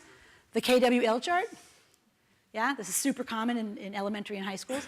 You list what you know about something, what you want to learn, and then when you're done, what you learned, right? So here's a KWL, it's a hypothetical one. What I know about the past tense, what I want to learn. This is the heritage speaker, and as you see, the L2 learner is kind of the opposite, right? So the KWLs are completely different. They're working on different things. Now, I'm going to adelantarles una idea that I'm going to come back to a little bit later, which is the following. If your heritage speakers don't have problems with the pretérito and the imperfecto, why are you working on it in class? Why are you working on it? Now you might say to me, well, they make mistakes. When they tell Caperucita Roja, they'll say, el lobo estuvo debajo de las cobijas, where most people would say estaba. And you know what I say to that? So what? Is that a big deal? You have them for 16 weeks. Are you really going to spend your time making them understand the difference between the pretérito and the imperfecto, cómo se llaman, cómo se forman, cuándo se usan? Now, if they're going to go on to become Spanish teachers, lo siento, mijo, you got to learn that. Okay, if they're majoring in Spanish, sorry, you need to learn all these little etiquetas y cómo se llaman y cómo se forman. You got to be able to say que el subjuntivo se usa cuando hay duda, cuando es el futuro, blah, blah, blah. But if you have them for 16 weeks or 32 weeks and they're fulfilling a language requirement, and then they're going to be off on their way, and we talked about all those other issues earlier, which I'm going to put a name to it, social justice. Heritage speaker courses have an important social justice mission, I think, right? I'm not saying you have to become a social worker and no, what I am saying is keep in mind all the things we talked about these learners and the opportunity that you have to empower them through their Spanish, to help close the Latino achievement gap, to help increase Latino graduation rates. These are all super, super important goals. So if you want to do the pretérito and the imperfecto, I mean, adelante, but I think you're wasting your time. Yeah? Yeah, just a footnote. I think we end up confusing them more than helping them when we point out to some mistake they make with the pretérito and perfecto when they are actually very functional in using intelligent narration in the past tense when they made a mistake. Also, that's a good point. Also, the word mistake, we're going to come back to that word in just a minute. Is it really a mistake? Okay, anyway, let me finish up this point on differentiating instruction. Assessment is another way that we can differentiate what we're doing. A summative, again, Maria Carrera goes into it. I'll send you her article. This is usually what people do. Most language programs that I know of do summative assessment for these reasons, okay? What Carrera and Chick ask us to do is to also do formative assessment, okay? That's ongoing. It's checking to see their learning, self-monitoring and things like that. One thing that they like to do is an exit card. It's literally a card, like an index card. When you leave the classroom, I don't know if it's every day or every other day, however frequently you want, you have a question that you're supposed to write your answer to. Instead of a bell ringer, it's a, what's the opposite of a bell ringer? Door closer. It's your door closer, okay? Describe an aha moment from today's lesson, a question, something that you didn't get, what was worth knowing from today's lesson, how it is connected to your everyday life, just something in an ongoing way. No grade. Students don't get graded for this. It's for you as an instructor to see how they're doing, okay? It gives voice to the quieter students, promotes self-reflection, and it helps you figure out where you need to spend extra time. Okay? So now we're going to move away from this differentiated instruction idea into some curricular stuff, because I know a lot of you have questions like, okay, I got my heritage speakers in a class, now what do I do? What do I actually teach them? Okay? And this, of course, can vary, but there's one point I want to get out of the way.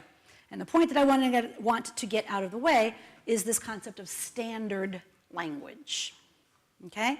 The concept of standard, of course, among linguists, has been rejected. We don't use this word standard. Hidalgo nos dice que there is no standard, only a social or regional variety that for economic or political reasons, we saw this earlier, right?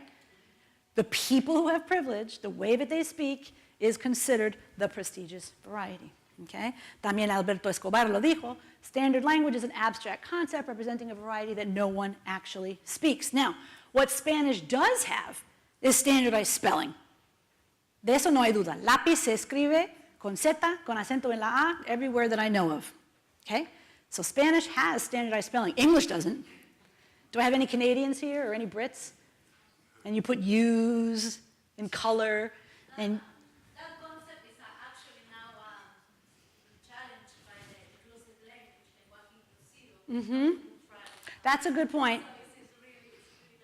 You'll notice I did use Latinx earlier. I'm sort of on the fence about that one, although my opinion doesn't matter. Right? But that's it. Lexicon varies. Everybody in this room probably has a joke. De una palabra inocente en tu dialecto que usaste con otra persona de otro lugar y le ofendiste. Everybody's got one of those, right? Morphology also varies. Do I have any voceantes aquí? Bueno, I have my argentinos. Anybody else use voz? Any voceantes? Yeah? Sure. Yeah. So we have morphological difference. Syntax can vary. Where are my caribeños? Caribeños? Okay, a lot of caribeños will say instead of ¿qué quieres tú? They'll say ¿qué tú quieres? Okay? So we have variation at every single level of Spanish. So what is standard Spanish? There is none. What we do have are prestigious, I'm using the plural, prestigious varieties, plural, and stigmatized varieties. What makes a variety stigmatized? Because the people who speak it are stigmatized. That's it. That's it. So what I like to show students, because I want it to be clear, I'm not promoting an anything goes kind of pedagogy. Everybody shows up, heritage speakers, we're all speaking, and we just pat each other on the back. Órale, qué bien hablas, bye, let's go home. I don't think you should get a salary for that. That's not what we're here to do. So I'm not saying everything you use is correct and should and can be used anywhere you want it. That's not what I'm saying. What I am saying is that the concept of correct and incorrect, standard and non-standard, you might think I'm just nitpicking with words, but I think it's very, very important to keep in mind. So here's what I tell our students. And I took this analogy, I guess you'd call it an analogy or metaphor, from Ana Celia Centella. Does anybody know Ana Celia Centella's work? She used to be here at Hunter College, actually, years ago. And she came to my campus and gave this talk. And I loved this so much that I stole it, right? Because imitation is the sincerest form of flattery. And then one day I confessed to her, I'm like, profesora, ¿sabe qué? Yo le robé la metáfora, salud, de la boda y la playa. And you know what she said to me? She goes, ay, no te preocupes, mi hija, yo se lo robé a otra persona. Así que tú úsalo todo lo que tú quieras. Okay, so it goes like this. When you go to a beach, what kind of clothing, and it's not a nude beach, what kind of clothing do we wear?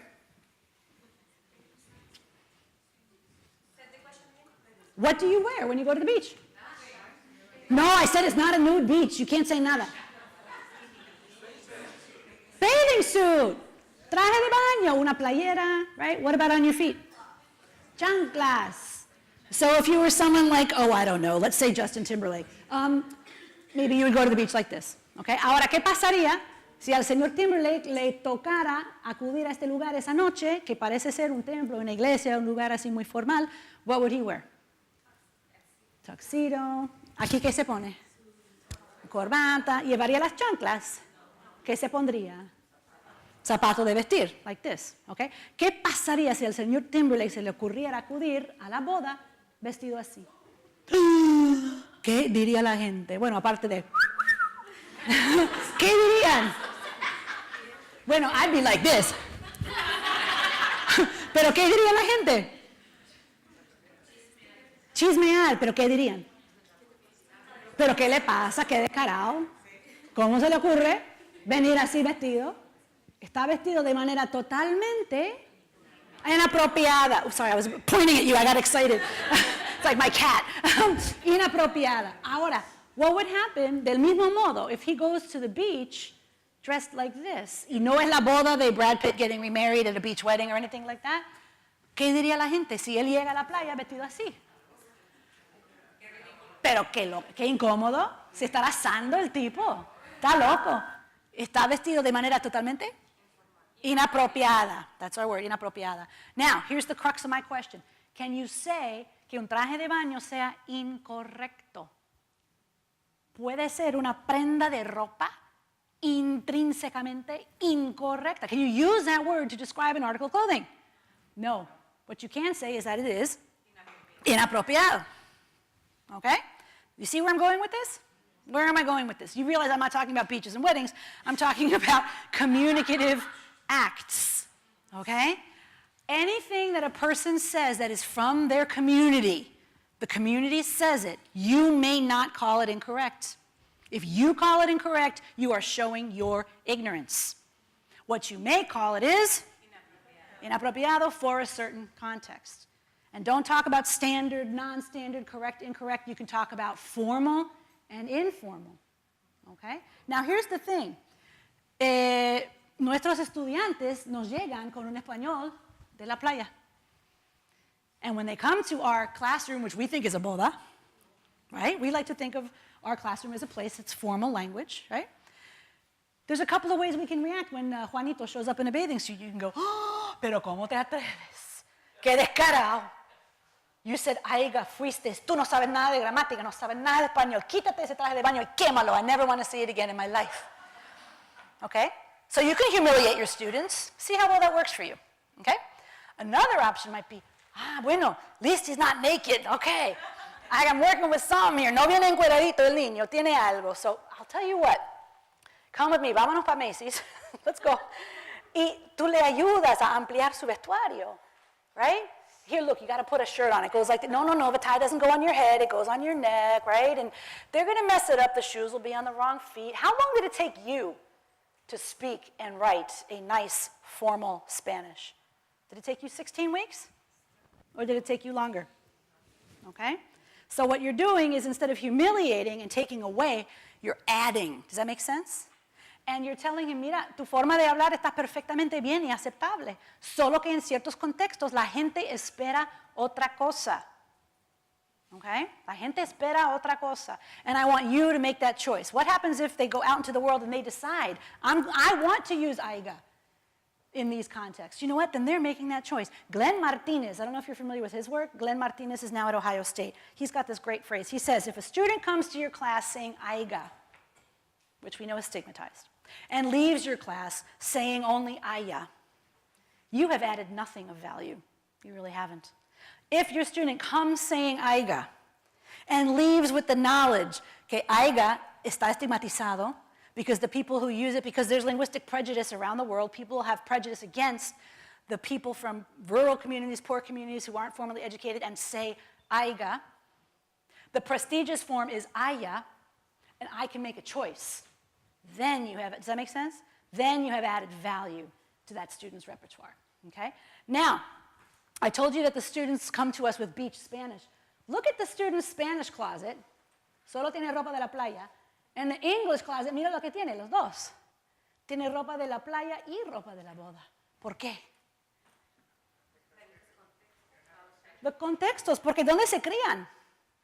Aquí, okay? Every time he's had to go to a wedding, and again, we're talking about formal situations, writing a letter to a landlord, maybe going to a bank, writing a college essay, it's always been in what language? English. He knows he can't write cuz, C-U-Z, in an essay in English. He knows that because he's gone to school in English and they've told him that. He knows he can't write ain't, right?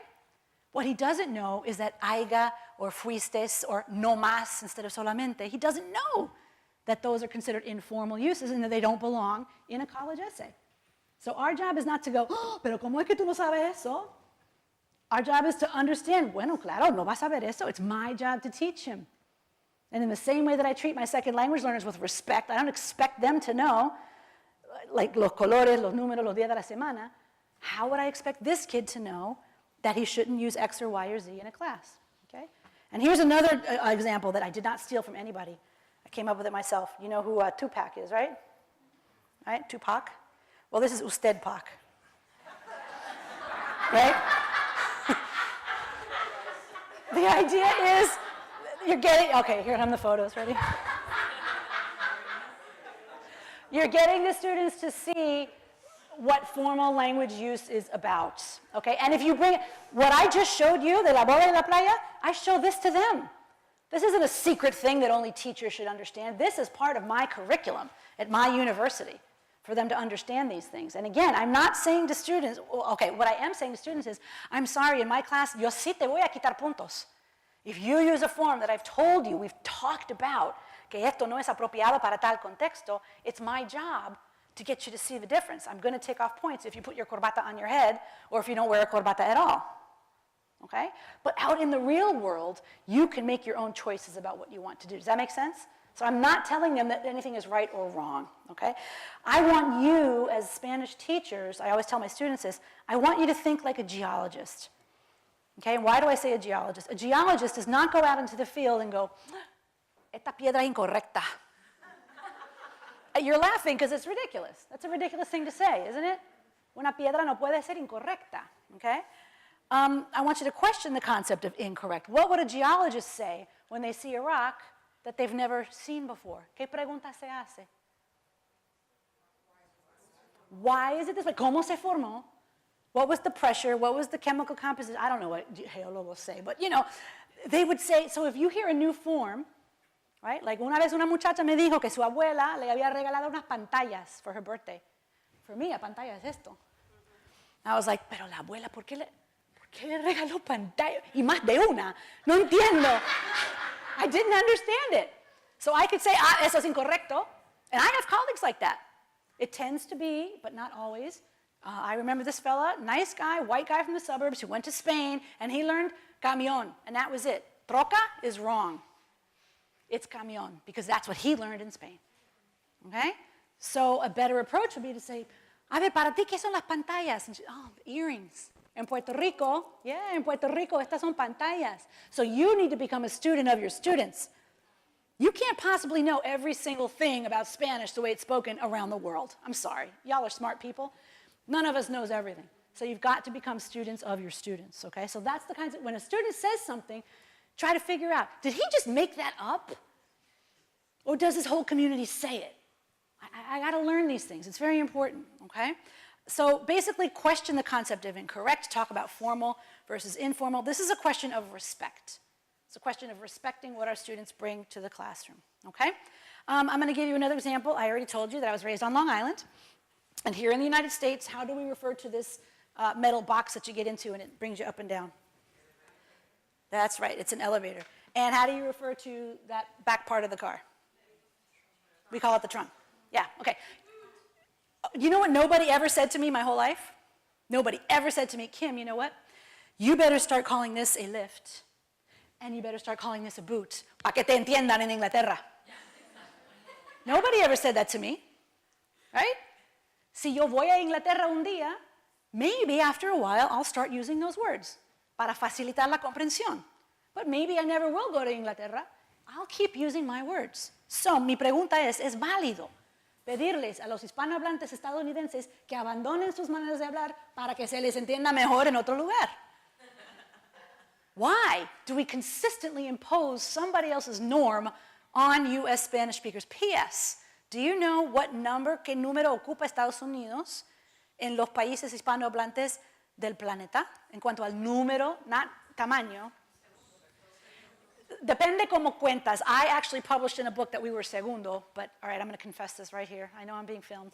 I made a mistake. I double counted the undocumented population. I thought that the undocumented population does not answer the census. So I was like, you got to add in those 9 million people. I also thought that non-Latinos who speak Spanish at home, like me, were not included in ese conteo, but they are. They are on the census where it says, hablas una lengua otra que la iglesia en casa. If you answer yes, you're going to be in that conteo. And I thought they weren't. And we're 2.8 million weirdos who are like that. So I took the 9 million plus the 2.8 million, and that put us in second place. But I counted twice, esas dos poblaciones. So the answer is somos number 5. So it's Mexico, Colombia, Argentina, España por poquito, and then us. So we are the 5th largest. But my point for bringing this up is that if you're not from España, Mexico, what did I say? Argentina or Colombia, we got more Spanish speakers than you do. right? So there's something to be said for that, our position in the world as a Spanish-speaking population. Maybe we should stop worrying lo que digan los demás de nuestro español, okay? I'm not saying that you should never change the way you speak or write more formally so that an international audience can understand you. I'm not saying that. What I am saying is that if you're in a community and they say things like, la rufa está liqueando, I'm sorry if you don't like it. Maybe you shouldn't be a Spanish teacher, porque a veces me dicen, ay, pero eso me hace sangrar los oídos. Eso me da úlcera, eso me pone... I get sick when I hear that. Usted se equivocó de profesión. Go do something else, please. Nobody wants you in the classroom humiliating heritage speakers. Okay? It's very valuable to tell them that we all have different speak a variation of the language, a dialect, right? And so if they use guagua, they're not going to be understood if they are in Mexico. Right. They have to change. So if they say, okay, voy a aplicar a la universidad o mandé la aplicación, my mom is not going to understand. Really? She's Really? If they just say, acabo de aplicar, she's not going to understand what.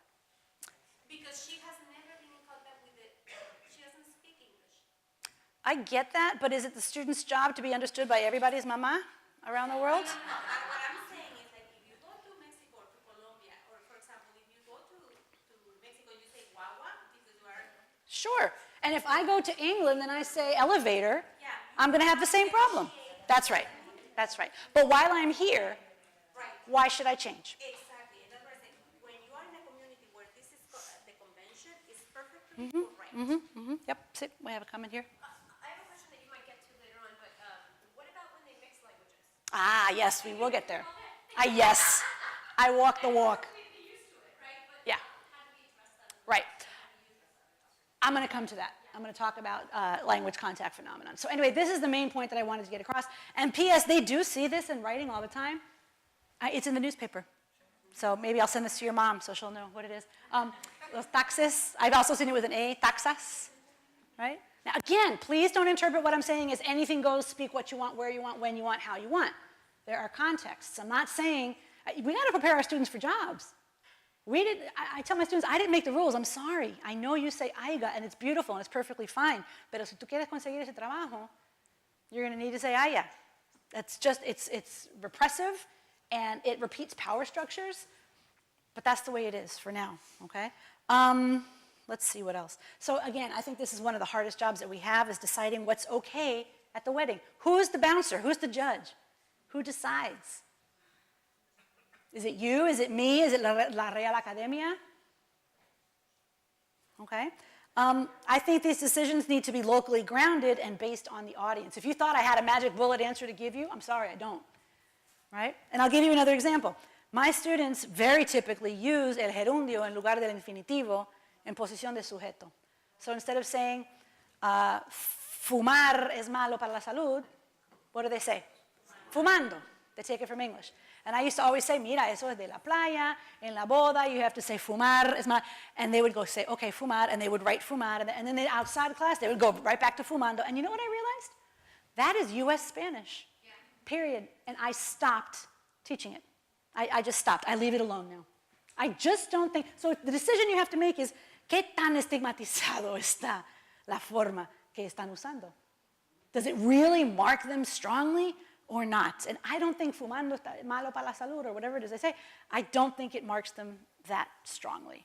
It might, a lo mejor, chocar a una persona que no tiene familiarización con nuestro dialecto, but, and these are really, really tough decisions we have to make. Okay. So here's what we think about curriculum. So you've got your apples, you've got them separated, right? This will be a really nice group of apples, P.S., super homogeneous. You never see that. I don't know why I use that photo, because they're all the same.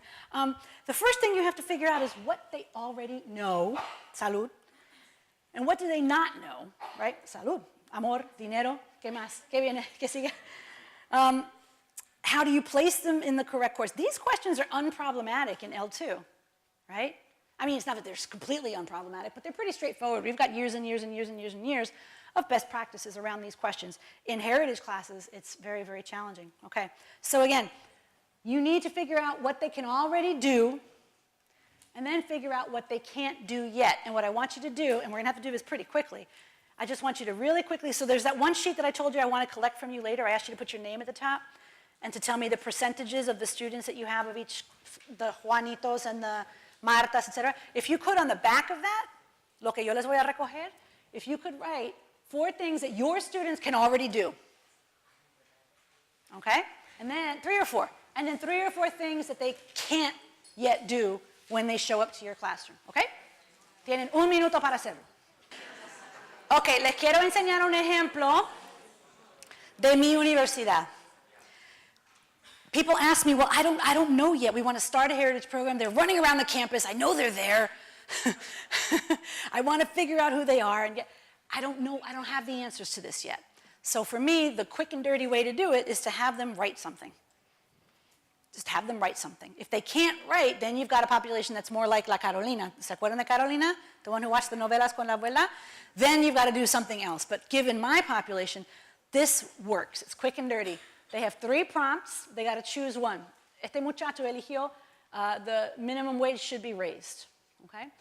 Sí se debe subir el salario mínimo a $7.50 la hora porque la gente lo necesita. Está subiendo el precio de la comida, gasolina y otras necesidades. Hay mucha gente que solo saca lo mínimo, etcétera, etcétera, etcétera. So, I'm going to give you literally 30 seconds, and I want you to take out of here, write down 2 things that this kid can do. You see evidence that he can do it, and I want you to write down 1 or 2 things that you think this kid cannot do well yet. Real quick.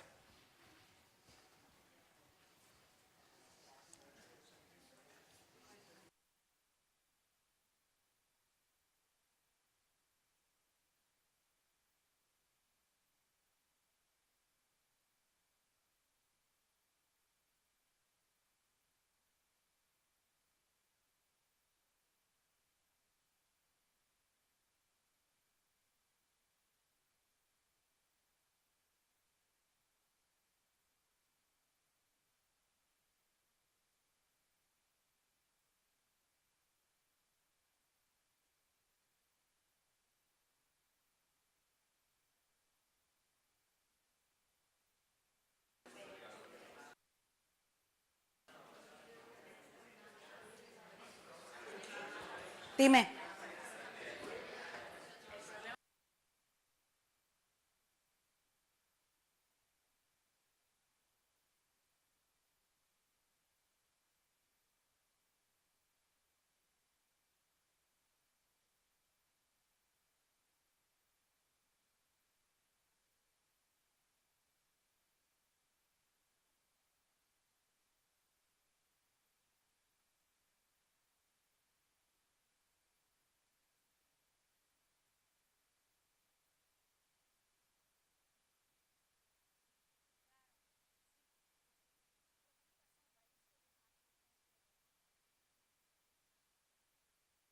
Ok, vamos a ver qué cosas ya sabe hacer este muchacho.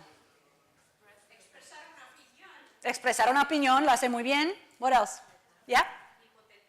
Hipotetizar. What else does he know how to do? What about ser estar? Does he have trouble with ser y estar? Usa oraciones complejas. ¿Tiene oraciones complejas? Usa muy bien todos los pronombres. Los pronombres. He's got that. So how about you not have a lesson on pronombres with this kid? And you might think, why is she saying this? Conjuga verbos. So maybe you shouldn't spend any time conjugando verbos con this kid. And you might go, that's ridiculous. Why are you telling us that?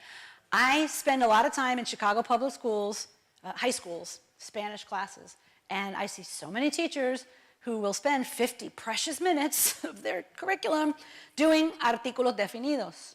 El, la, los, las. And I'm like, why are you doing that? And she, oh, bueno, es que a veces se confunden, like with colibrí. They don't know if it's el or la. And I'm like, really? So you're going to spend 50? Es porque se está aferrando a su L2 book. It's in the book, she says. It's in the book, so I have to do it. Well, don't use an L2 book. I mean, hello, right? What else can he do? Can. Él hace bien. ¿Qué cosa? El subjuntivo lo maneja bastante bien. La mayoría del tiempo. It's all pretty good. Now, this student ended up in our level 2, and I'm going to show you my program in a minute. What things can he not do well yet that maybe podría beneficiarse un poco en una clase? Acentos. Yep. ¿Qué más? Conectores. Se repite. It's very simple. Right? Llega a este país con nada. Tienen que empezar una vida nueva con nada. Right? There's a lot of repetition.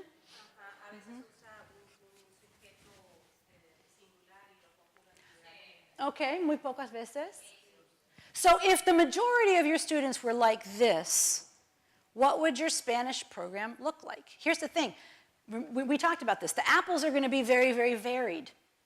If you're lucky, you will have una masa crítica that looks a certain way, and you will pitch your curriculum there. Some of them will be here, some of them will be here, and then you'll differentiate for them. But you want to get to that masa crítica as much as you can. We have Heritage Speakers 1 and Heritage Speakers 2. Oh, and you asked me earlier about foreign language requirements. So on my campus, we have 4th semester, not 4 semesters in a chair, 4th semester. So if you place into 3rd semester, you only have 2 to complete. If you place into 4th, 1 semester and you're done. So in the basic, for the güeritos, we have 101, 102, 103, 104, and then you're done with your language requirement. Adios. And then for heritage, we have 3rd semester and 4th semester, and then you're done. Okay? About half of my kids place here, about half place here. There's a couple who their Spanish is very weak and they go over here. I shouldn't say a couple, it's probably about 10% of those who take the test. And then there's a real small handful who place right into the 200 level. Okay? Then they're together for the rest of their lives, right? For the rest of their major and minor, except for one more time, we separate them. And do you know what this course is? Composition, very good. It's the writing course. I felt we had to separate them for the writing course. But everything else, lingüística, literatura, cultural studies, cine, blah, blah, blah, lo que quieras, they all come together, okay? So this kid placed here. We do have some kids, of course, who place here, and what you'll see in there, as I didn't bring one for you here today, they will use the indicative where other people would use the subjunctive. Notice, I didn't say they make a mistake. I said they use the indicative where others use the subjunctive, because guess what? There's a study that came out, I don't know if it was in Buenos Aires or Rosario or Córdoba, somewhere in Argentina, somebody went down and did a study on the subjuntivo, and monolinguals over there are using el indicativo en lugares donde ustedes y yo probablemente usaríamos el subjuntivo. Okay? So we got to be really careful when we think, and that's what I said earlier, is it U.S. Spanish? Do we have to machacarles para que produzcan el subjuntivo? These are difficult questions, and I'm not going to tell you the answer. You have to decide. Yeah? Yeah, I was thinking about, I guess the little errors that we've been referencing about not spending time on. What kind of role, maybe if you've looked at this as far as how much reading can solve this issue. Yes. If we go back to earlier your presentation, right, how much contact or what context they had with the language, they haven't had as much reading. That's right. Maybe it was more oral when we were thinking about stories or hearing stories. So I wonder, I'm just starting a program in the fall, but I'm really trying to think about different levels or having different readers. Obviously, I'm going to have such a mix. But what your experience has been, or how you used different texts or Right. using that as differentiation. Yeah. Well, we didn't use reading on, so this is what we use to figure out what class they go into. So this is part of our placement exam. But you absolutely hit the nail on the head with the reading. I think reading does a lot of things fall into place. So here's the thing. Wait, I'm actually going to come back to your question in a few slides, if that's okay. All right. So basically, I don't think we'll have time for you to generate at your institution what they can do well. Did we do that already? We did that already. You wrote it. That's right. You wrote it on the back, and you're going to turn it into me. Okay. So again, I know I'm beating a dead horse here, but get your curriculum from that column, please. Don't take your curriculum from the stuff they can already do. Okay. And here's in that green book that I told you about. Who are the people who won the green book because they traveled? Okay. So y'all will have the green book. So we already did this. We identified their abilities. Okay. what they can do, what they cannot do. From what they cannot do, we establish some learning goals. Now, let's say you and I have the exact same students. The things they can do, things they cannot do, are exactly the same. So this list, let's say you and I, we have this exact same list. You may choose goals 1 and 2, and I may choose goals 3 and 4. Sometimes that's just how you may say, you know what, they can't identify a pretérito and an imperfecto. I think that's important. I'm going to work on that. Or you may say, they can't spell very well. I'm going to have them do, lists with B and V and with CZS. I think that's important. And my students, it was true for them too. My students don't know that either. But I might make a different decision. I might make the decision that says, you know what? I use a spell checker for every single thing I write. So I'm going to let them use a spell checker too. I'm not going to do B, V, and Z lists. What I am going to do is teach them how to use a spell checker. The spell checker catches, ¿qué quieren? Un 85% de tus errores. Si tú escribes comió sin acento, te lo subraya. And then you right-click and you fix it. But if you want to say, mi mamá le habló a mi papá, and you don't put any accents, what you just said is, mi mamá habló con mi papá, and that's not what you meant. But the machine is not going to underline anything. Why? Because those are all well-formed words. So we teach our students the difference between hablo and habló, right? The difference between hablar, hablara and hablará. The things, lo que no pesque la máquina, eso es lo que les enseñamos. But everything else, we don't teach them, okay? So that's where you get your learning goals from. Then after you've got your goals, you develop your program structure and you select your materials. Then you do your placement test. I get these emails from people, can I have your placement test? Shh, I'm starting a new program, can I have your placement test? Oh my God, you're going so backwards, okay? That's the last thing you should be doing. Okay, what you got to be doing first is all these other things, okay? And I'm going to talk about placement a little more in a minute. And here's the curriculum. If you get one thing out of this talk today, well, no, I'm going to say 2 things. If you get 2 things out of this talk today, one is what we just talked about, correct versus incorrect, not a useful concept. It's formal and informal, okay? And the other thing is that heritage courses should take from language arts more than L2. Now, what do I mean when I say language arts? Let's see. Who was raised in a Spanish-speaking country? Okay, and you took Español or Castellano or whatever you want to call it there? Okay, what did you do in those classes? Reading, writing, some grammar,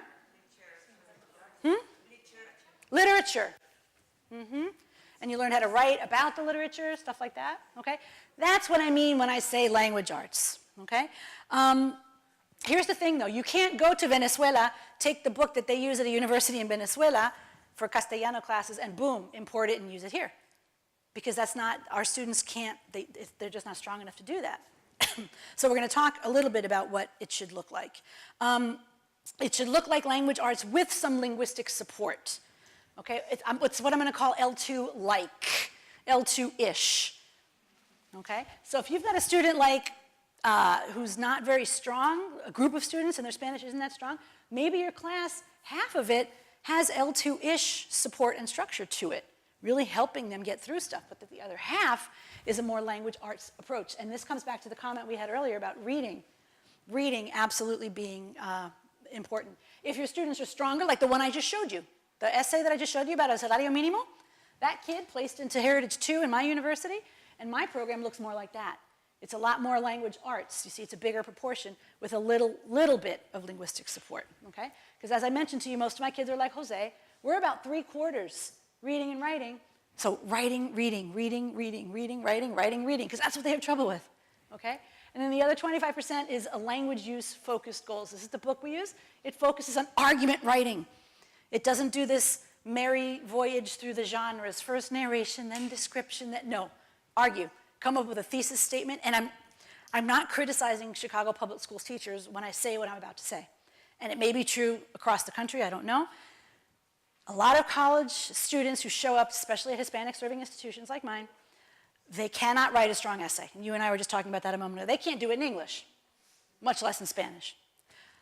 Say a thesis statement, defend it with points of support. The typical 5-paragraph essay, which we might argue whether it's important or not, but they can't do it. You know, bunnies are cute is not a good thesis statement. It has to be something defensible, it has to be something arguable, it has to be. So when I realized this, I said, what I really want is for these kids to be able to come up with argument writing, but we're going to do it in Spanish. And I'll tell you, the biggest compliment I ever get is when a student goes through our program, and then they come back and they tell me, Profesora, ¿sabe qué? I was writing a paper in my criminology class the other day, and I write better now in English. I thought about the thesis statement and the connecting points, and I have to summarize what and I was like, oh my God, that's what I want. You know, yes, quiero que mejoren su español, obviamente. Es una meta de programa. But another goal, remember I talked about the social justice mission that I see in these programs is getting them to be stronger students and to be successful, okay? So what they're doing is they're reading and writing. Every single chapter has a theme, el mundo laboral, la tecnología, el género, el bienestar y la salud, etc. It gives them essays. So here's a well-written essay in Spanish, ¿por qué se tiene que subir el salario mínimo? And then there's another one that says, ¿por qué no se debe subir el salario mínimo? They have to read them both, make up their mind, write an essay in Spanish. And when they write that essay, nobody is brilliant in a vacuum. When you say se debe de subir el salario mínimo, you have to say por qué se equivocan los que dicen que no. Right? Esto se llama se dice yo digo, se dice yo digo. Okay? And that's where this comes from, okay? Cada capítulo tiene enfoques de redacción. What is a good thesis? What is a good título? Right? If you want gente para que lean tu texto, you have to have a good título. ¿Cómo se usa una fuente electrónica? Have you ever had students write an essay and right in the middle of a paragraph there's a 6-line long link that they just slap right in there? Okay? My students do that all the time. So you teach them how do you cite. What's a good website to cite and what's not? Okay? We walk them through that. We talk about oraciones complejas. We talk about vocabulario. So if they don't say y dijo, y dice, y digo, y dice, and use some other words besides decir, use a thesaurus, etc., etc. And then, la última parte es gramática y uso. Y van a ver que hay muy poco aquí. Hay muy poco aquí. ¿Y de dónde vienen estos puntos? Del assessment, porque en este momento yo tenía unos 10 años trabajando con estos chicos, and I knew, more or less, dónde tienen problemas. They have problems with gustar type verbs. Okay? They have some problems with the pasado de subjuntivo. So we work on it. They have problems with sino and pero. They have problems with haber and haber. And the spell checker doesn't catch that. Okay? They have some issues with acentuación. So we work on it. We teach them how to use a spell checker. We don't just say use a spell checker, you'll figure it out. No, we teach them. Lo que te pesca y lo que no te pesca. We teach them, so we break it down first into hablé versus hable, those kinds, and then we work with habló versus hablo, things like that, et cetera, et cetera. So that's how the book works, and our program has grown exponentially. This is where it was about 10 years ago, and this is where it is now, and it just keeps growing and growing and growing. Another thing that we incorporate, you'll see this in chapter 3, cuestiones de lengua. We show them the rule-governed nature, and somebody asked me about code switching. We actually teach them that this thing called Spanglish, okay, actually consists of 4 different phenomena, and we walk them through these different phenomena para que ellos sepan, right? La próxima vez que vayan a México y el primo dice que habla como pocho, right? La persona puede responder, yo acabo de emplear un cambio de códigos intraoracional seguido por una extensión semántica, right? Para que tengan orgullo, ¿no? Y que sepan, this is rule-governed behavior. You can't cambiar de lenguas donde te dé la gana, right? Que ellos sepan valorizar. If you're doing this, it means your Spanish is strong and your English is strong. If one of them was weak, no lo estarías haciendo, okay? And so to go back to the question, when they're writing, I, at this point in time, feel that when you're writing a formal text, en la boda, tiene que ser monolingüe. Tiene que ser monolingüe. Not because no hay cambios de código en contextos formales. Sí que lo hay. Look at Junot Diaz. That guy won a Pulitzer Prize, okay? And he's got code switching all up in his books. Okay, so no es por ese motivo, sino porque en este momento, if you're writing literature, fine, but if you're writing an argument text like the ones that we're talking about, you may have someone like your mom who doesn't know any English and you want it to be understood. Now, that doesn't, so the cambio de códigos creo que está claro. Lo que no está tan claro son los préstamos y las extensiones.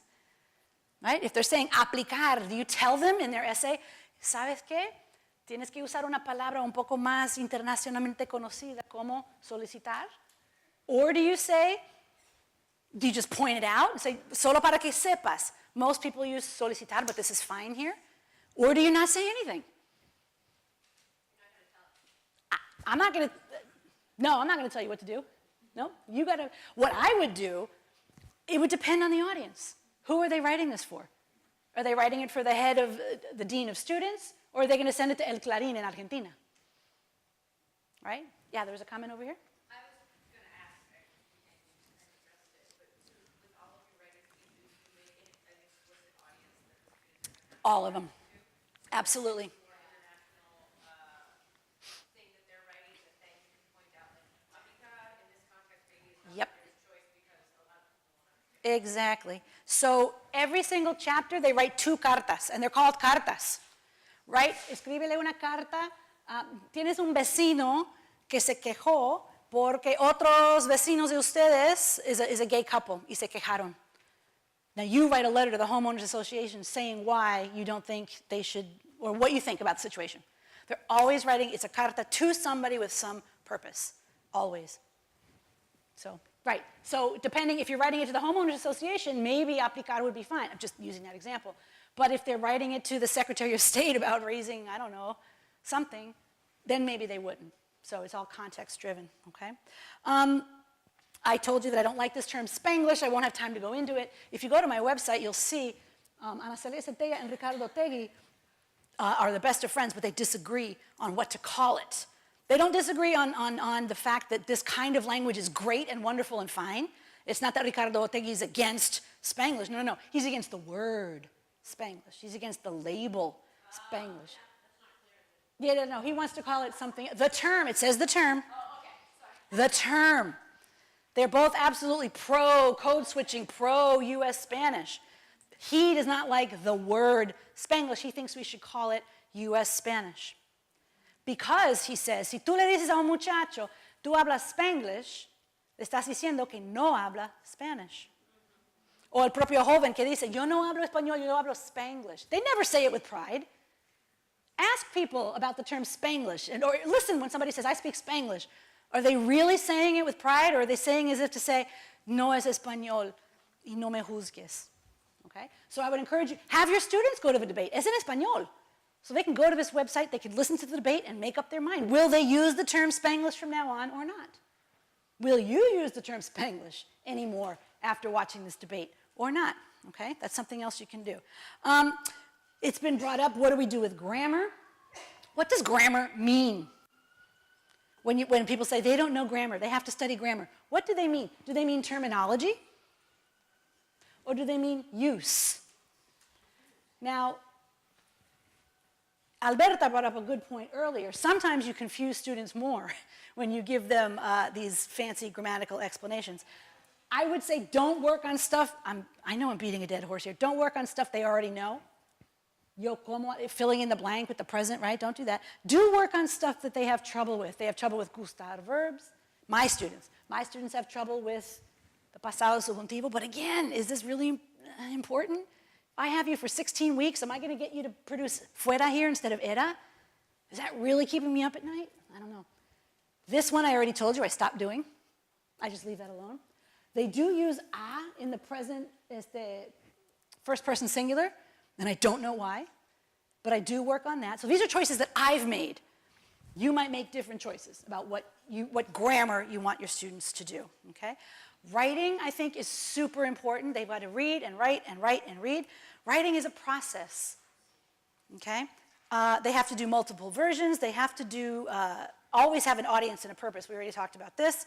When providing feedback, oh my God, don't use a red pen and write a million things on the page. It looks like an appendectomy took place on top of the paper, right? And I'm not saying you have to use purple or a healing color. What I am saying is they can't take all that in. Only respond to what impedes comprehension and what you already studied. If there's something you didn't study yet, maybe don't give them feedback on it. And here's the thing, they have to, in my class, they have to write multiple versions. Entonces me dan la primera versión, yo les doy comentarios. Me lo vuelven a escribir, me lo entregan. Les doy más comentarios. But I don't want them to say, hey, usted no me dijo la primera vez que esto tenía que corregirse. And I always tell them, I'm not going to correct every single thing. How many times when you write an essay in college, how many times do you revise it? You're always changing things. Entonces, ellos tienen que tener muy claro eso. I started at UIC. They had to do 3 compositions and do 2 versions each. And then I got really deep into writing as a process. And I thought, no. Voy a quitar una para que solo sean 2, pero van a escribir 3 versiones. Y me acuerdo que el jefe de departamento en aquel entonces me dijo, pero Kim, this is the university. ¿Cómo van a escribir solo 2 composiciones en un semestre? And I said, mira, 3 times 2 is the same as 2 times 3. It's still 6. ¿Y dónde creen ustedes que la versión final tenía muchísima mejor calidad? Aquí. Y esa segunda versión is peer-reviewed. I won't have time to talk about peer review. If you're going to do peer review, you've got to do it smartly. Don't put them together and say, okay, comment on each other's essays. That's the blind leading the blind. No saben qué hacer, indican cosas que están bien y dicen que está mal cuando estaba bien, right? It can be a disaster if you don't do it very, very carefully. And I can send you some guidelines for that if you're interested. Final point that I'd like to mention. Es muy bonito que estudien sobre España, es muy bonito que estudien sobre Latinoamérica, los países de sus papás o abuelos or whatever. But guess what? It's also very nice for them to study about the 5th largest Spanish-speaking country on the planet, okay? Mis chicos in Chicago know nothing about the New York Poets Cafe. They know nothing about your communities that you have here. They know nothing about all the Mexicanos llegando a Queens. Right? You got basically a little Puebla over in Queens, right? They know nothing about it. They know nothing about los cubanos in Miami. They know nothing about Cesar Chavez and the migrant farm workers movement. They don't know anything about los nuevos Mexicanos who've been there for 400 years. And they certainly don't know anything about the cherry pickers up in Washington State. There's a town actually in Oregon, Woodburn, Oregon, 67% Mexicano, and not just Mexicano, Oaxaqueño. 67% full of Oaxacans. The food must be divine out there. So, yeah, you've been to Woodburn? So my thought is, I really like what they're doing at Arizona State University. They have this component called Hispanidades. And what the kids do, salen en sus propias comunidades and they make a digital storyboard que ellos narran about something. Then they put it online, y cada semestre you collaborate with a different university. I'm pretty sure Columbia is doing it. Who did it? You did it? Do you want to talk about it? So we actually did the first collaboration with Arizona State University. Okay. But when we did it, we started with a TA there. Okay. And then the following year, she wasn't there anymore. Oh. So It kind of, if you don't have a good TA, I did it with Arizona State University too, and I had a TA who wasn't very with it. So you got to be sure the people are good. Pero que tengo entendido que son como 5 o 6 universidades, and if you're lucky, when you're doing it, you can hook up with another campus somewhere in the US who's also doing it, and then the students share, I won't have time to do this with you, they share their digital storyboards with each other, and they really learn cool things about the other place. Mm-hmm. But we still do that, I mean, not the collaborative part, but we still do like different, so that's a framework with Hispanidades. Right. It's so fun. It's just fantastic. And that, you can imagine the value that it gives to, right?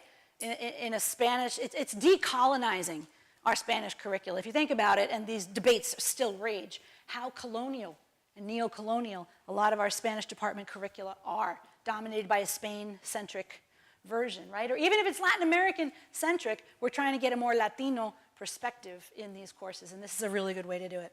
So finally, I promised you I was going to talk about placement. That is the last thing you do. After you have identified your students, who they are and what they can do, what they can't do, from the things they can't do, you choose your goals. You got your goals chosen, then you got to pick your books. Okay, oh, by the way, on my website, I have scanned, with the publisher's permission, all the tables of contents of all of the commercially published Spanish for Heritage Speakers books, high school and college, that I have found. If you know of one and it's not on my website, please scan it and send it to me and I'll put it there. This way you can sort of shop and look and see which books match your goals, okay? You develop your program structure. Is it 1 course? Is it 2 courses? What is it? Then you do placement. That's the last thing you should do. Now, here's the thing about placement. Placement should be tied to your course content. Some people treat placement like a thermometer. I call it thermometer placement. Te pongo el termómetro. If you score between this and this, you go to Heritage 1. If you score between this and this, you go to Heritage 2. Y es el mismo termómetro que usa todo el mundo. El web cape es un ejemplo. El webcape es un ejemplo de un termómetro. Los creadores del webcape, los mismos creadores, who are very good, all right, they're out at Brigham Young University, and you know, los mormones, they're really good at language testing and teaching and learning porque van y hacen sus misiones and all of that. So this test, Jerry Larson told me, was not made for heritage speakers. It's a thermometer, and it's a thermometer for L2. Okay? So even if you have L2 content that's different from sort of mainstream regular L2 curriculum, my thought would be, don't use the webcape. So I advocate for placement que no se trata de un termómetro. What you do is you take what's in your program, your goals, and then you have your placement test be that. Does that make sense? So my placement test asks a bunch of questions of what we do in this class right here. And if they can answer those well, then I feed them the computer feeds them a bunch of questions of stuff that we do right here. And if they can answer them, you know what? Move on. Does that make sense? So your placement is tied to your curriculum.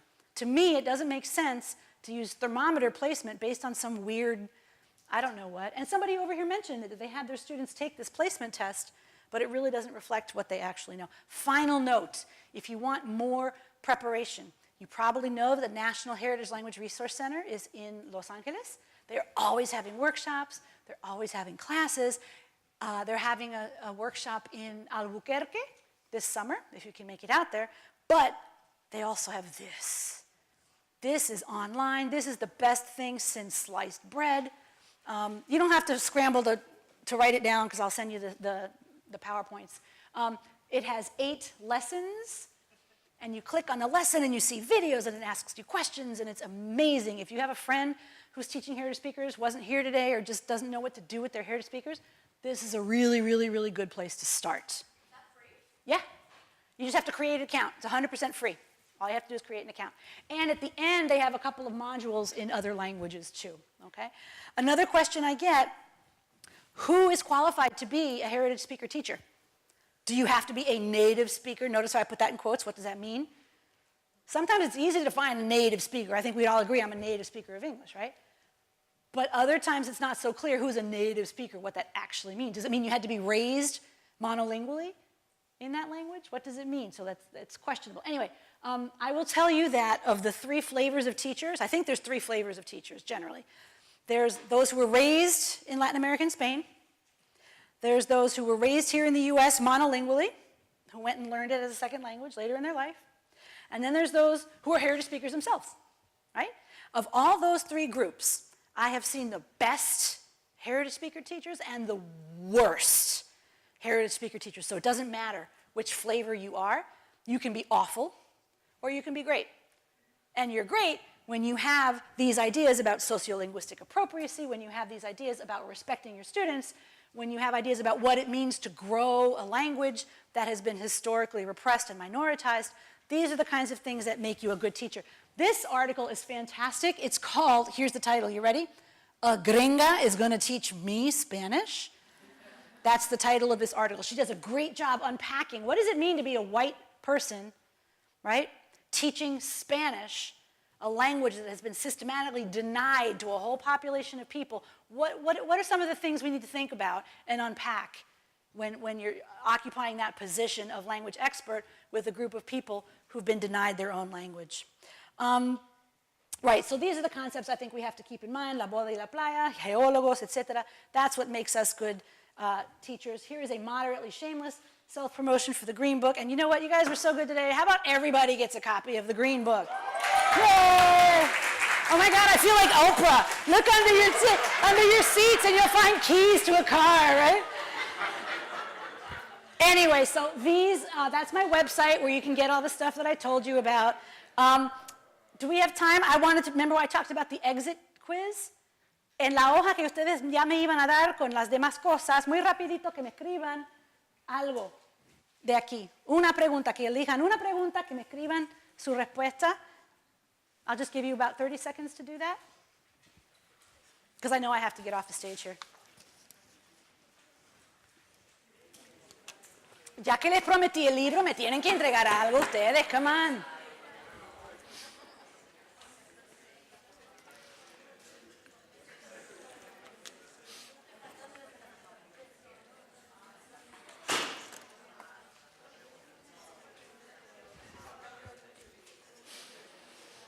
Okay, so yo voy a empezar a circular y recoger sus hojitas, and I think now is probably a good time for me to say thank you very much for your attention.